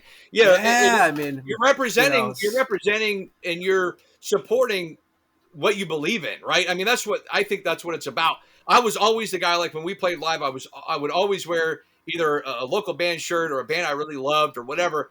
And it wasn't like, oh, because I have to do this. I have to have long hair because that's what everybody else has. To me, it was just like, I like that. It's part of the lifestyle. It's like, I mean, it's just the way it goes. It's hard. It's hard to explain to some people the way you dress or your hair or whatever it is. But it's a sense of freedom also. Like I have long hair, motherfucker, because it's a sense of freedom. I have this shit, because I want to look like this. I can cut my hair off tomorrow and look like any schmuck. Okay, exactly. Even though I did shave it a couple years ago, 1 year. This is a year, but I keep mine because it didn't fall out yet. I'm like, okay, cool, man. I'm in my 40s now, and I still got it, and I got a couple buddies who don't. So I'm not gonna. Once you cut it or shave it, it doesn't come back sometimes. So that's it. That. Yeah. I know we're getting off to another whole era here, but it's. I like that, man. I like when bands come out and they are representing the whole package. You know what I mean? Well, I went to go see Destroyer 666 probably like, I don't know, maybe 4 months ago. And man, I tell you, I love Destroyer 666, first of all, but you get the whole deal with them. You get the spikes, I mean, it's like the real, and these guys aren't just putting on a costume and hopping out of their car. This is the way they, way they carry themselves, it's just their lifestyle. Yeah, and I understand there's gimmicks and you have to have that sometimes. And with Kiss, Dark Funeral, we just, They when you see them backstage or walking around, aside from the corpse paint, they're dressed almost like they play. It's like they live that fucking lifestyle, man, and it's you could tell when we had Lord Ahriman on this week, you could tell like that's just that's who he is. The way they live, it's the personality, and hey, man, you got to respect that. No, I mean, it's crazy. It's I got to say, Josh, what you got going on is killer, man, and I know when me and the wife are back in the States, actually, we will definitely come up to your shop too, man. And, and Ed, you got to get you up there with a camera. You could do like a walkthrough. Cause I mean, he's got some shit. Like I said, I go through I see his Facebook stuff, man. And I'm I see it all the time. He's got in, like, look what he's got in. Yeah. So it's, so they could find you, Josh, where they could, it's on 435 East Brandon Boulevard, correct? Yeah. And you have a webpage? Big inflatable Mario out there. You can't miss them. So okay, there you go. And do you have a web page too, or no? You just kind of just a Facebook page? Yeah, we got the Facebook, which is if you looked up V&C Collectables or Vintage and Current Collectables, it'll come up. And Instagram, same thing on there. Yeah. So we do photos and videos nearly every single day of almost everything that's going out. Yeah, if you send us some, we'll definitely post it and shit. And like I said, you're always welcome on here, man. We actually, when we first started doing the show, me and Ed were like, okay, we got to get Josh on here eventually. We just wanted to get set up a little bit because we just one day signed on and started doing this, and we kind of tried to build it up a little bit.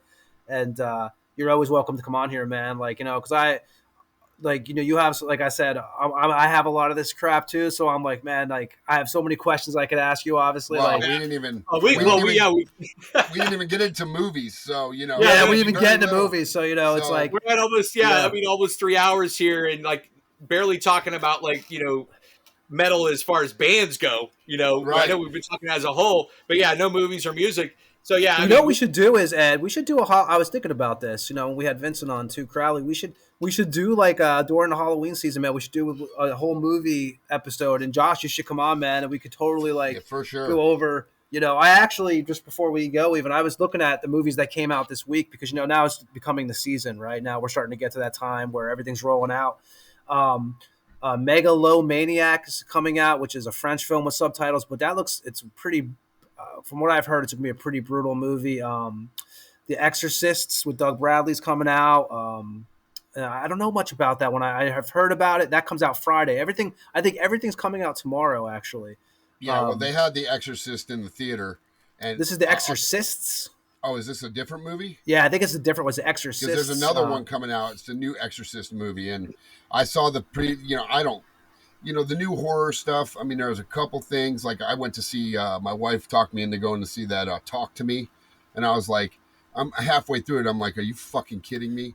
I like the Terrifier films, man. That to me, that is the Terrifier takes me back to like when I was younger for the last couple of films I've seen, the last couple of years, I do appreciate the Terrifier films. I don't know, Josh, how you feel about those, but I'm not afraid of clowns at all. I don't give a shit about a clown, but I think Art the Clown does a pretty damn good job. If you're really asking me, so I have watched all of them, Hallows Eve, the shorts, everything, Hallows Eve, yep. Both movies. For what it is, I did like the first one. The second one had some really good parts. I loved a lot of the effects that they did, and everything was practical as far as I know. The story I did not like. I didn't like that the whole superhero aspect thing of the girl.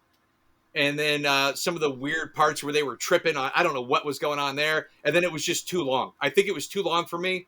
It was a long movie. It was almost 3 hours, wasn't it? I believe it was like 2.5 hours. But the ending, I just didn't like the ending at all. But as far as newer slashers, I mean, I'm wearing the shirt right now. Hatchet.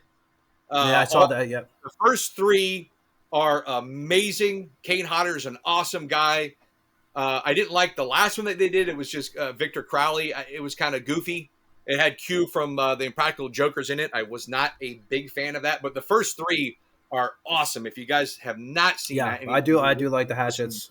Yeah. The effects are brutal as fuck. Really, really great effects in that movie, and I love the character and the stories and everything on that. Yeah, I do like the Hatchet films, and I did like the Terrifiers. I think when I saw I like the first one. It's very it's shot in Jersey too, actually, Ed. I just think that it reminds me of more of the '80s films. The second one, the story was it was a little different. It did have the superhero effect. I thought the girl did an excellent job in it. But yeah, so I'm interested to see what they're doing on the third one. So I'm afraid they're going to make too many because that's usually when it starts going downhill. There is a new Saw film coming out tomorrow.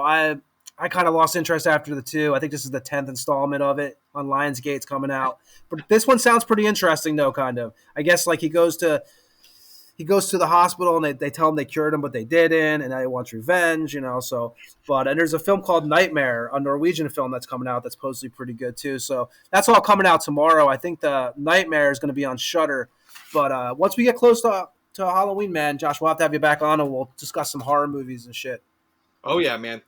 Yeah, I'm more into the 80s and back to the silent eras. Same here. Silent era, yeah. Yeah, the newer stuff, I will watch it if somebody goes like that Smile. Everybody was like, you got to watch it. I was like, it was a fucking piece of shit. Never saw it, yeah. Fucking thank you. And they're making another one. Fuck yeah, that. Never saw it. I was like, are you kidding? My wife gets so pissed off because all the time I have this little app thing I'm not going to tell him myself, but I can watch anything, anywhere. And I always like, it'll pop up the fucking thing, the original thing. And she's like, why do you watch that fucking movie? It's And I fucking said, great. because it's one of the best fucking movies ever. Because it's the CG in there isn't fake. It's real dudes making real fucking props for that movie. That I was just wasn't watching no Funhouse, man. The original Funhouse. I love that film from back in the Yeah. 80s. That's another great one, man. You know, there's just so many, but yeah, no. Yes, The we'll thing, definitely. I do like the thing you're talking about, John Carpenter, right? Yes. So the original one though is from the 50s. There was a thing Right. and I love that one as well. Yeah. But yeah, if we got into like 50s sci-fi and horror, we could be here for another 3-4 hours. Yeah, We'll do it on Halloween, man. We'll get a Yeah. show together. I've been thinking about that anyway. Now that Josh, we'll have to definitely have you on for that, and yeah, we'll put that together, If man. you could bring Vincent, man. I mean, if you could do a 4-way here, I mean, I don't Yeah. know. You can do as many as you want. Yeah, we That'd could be do. fun. Yeah, I mean, yeah, maybe we get a few people on here. I know a couple guys too, man, that we can make a fucking marathon, and talk about metal and horror films all day. Yeah, I mean, that'd be fun. we're definitely down. That's what me and Ed do now. It's what we do in our older You age. We know, do this. His wife's like, why don't you guys like just do something and talk to other people, because you just My talk wife's to tired each of me other. talking about music, and my wife's like, I'm always like, hey, my wife's like, how do you know such stupid facts? I'm like, you That know. was So my now son it's like last nice. night. I'm like, Bryce hey, man, yesterday. at least. Bryce goes, I'm listening to the Vincent Crowley one, and are these bands you keep talking about real? Because there's no way you know all these bands and all this stuff. It's It's impossible. how we grew up, man. It's how And we I'm grew like, up. That was our. dude, what are you talking about? You really knew Vincent Crowley? I'm like, dude, he practiced 4 doors Yeah. down from me. Yeah, of course I did. People don't Oh, know, yeah. You get a metalhead a couple beers too, boy, and then they can really rattle off. Exactly. It's like Oh man, that's when why I they get keep the to brass drink, mug it's- open till 4:00 in the morning, man. Oh You yeah, know? dude, fucking metal all fucking night, dude. Yeah, that's all it is. No, but yeah, Josh, we thank you so much, man, and It was great, man. Thank you. V&C Collectables. You know, we'll put something on our Instagram so you guys can find it there.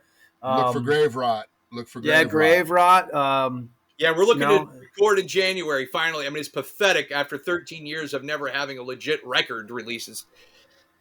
Obviously my fault, but like me and Mike have spoken, and we really want to get a legit full length out there. We have the material, we have the Awesome. ideas, and the music's killer. I really love the sound, and we need something back in the local scene. I don't know what's going on with it, but everyone's gone now. It's changed so much, man. It's like a very confused. I'm like, it's just everything's changed so much. I know that's what happens, but yeah, no. If you guys, we'll always play your tunes on here, man, and yeah, we'll talk to you in October too. So killer, man. Yeah. So you can find us on what, Ed? We're on we're on Instagram, obviously, but you can listen to us on Spotify, Apple Music, YouTube, Amazon, pretty much everywhere all of now. them. I think, yeah, pretty much everywhere. We are working on another guest next week, which will be awesome once we announce it. We just want to get the date confirmed. You can go back and listen to we had Vincent Crowley on already, Bobby Gustafson, Pat from Hell Witch. Who else? Who am I forgetting? Lord here? Armand. Lord Armand from Dark Funeral we just had on, so you can always find those. And now we have Josh Jones on from V&C Collectables, Graverot, Last Sabbath, Chaos, and then he'll be back with us again also. So we thank everyone for listening. You can email us at thetampamorgue@gmail.com. And we'll be back on Sunday. So this is a pretty busy week for us. So we'll be back on Sunday. We'll do some advertising for the Tampa Bay Metal Festival that's coming up. And thanks for listening. Ed, anything on the way out? No, I'm good. Thanks again, Josh. Josh, anything on the way out? You want to give your address again or anything, or you feel free? Yeah, 435 East Brandon Boulevard, right off Highway 60. Just look for the Big Mario. And I really appreciate you guys thinking of me and having me on. It's been a really fun 3 hours that flew by. But thank you. No problem, man. Even though you're a Rays fan, I still said, hey, man, we got to bring him on. All right, we're not going to. I am even the Halloween decorations are laughing. I'm a Yankee fan, so I grew up, so I have nowhere to talk. It's been a nightmare. But But thanks for coming on, man, and we will see you guys Sunday. And yeah, Josh will say goodbye to you on the way out after we end the show. And yeah, man, until then, check out V&C Collectables, and then we'll see you on Sunday. Thanks for listening to the Tampa Morgue. See ya.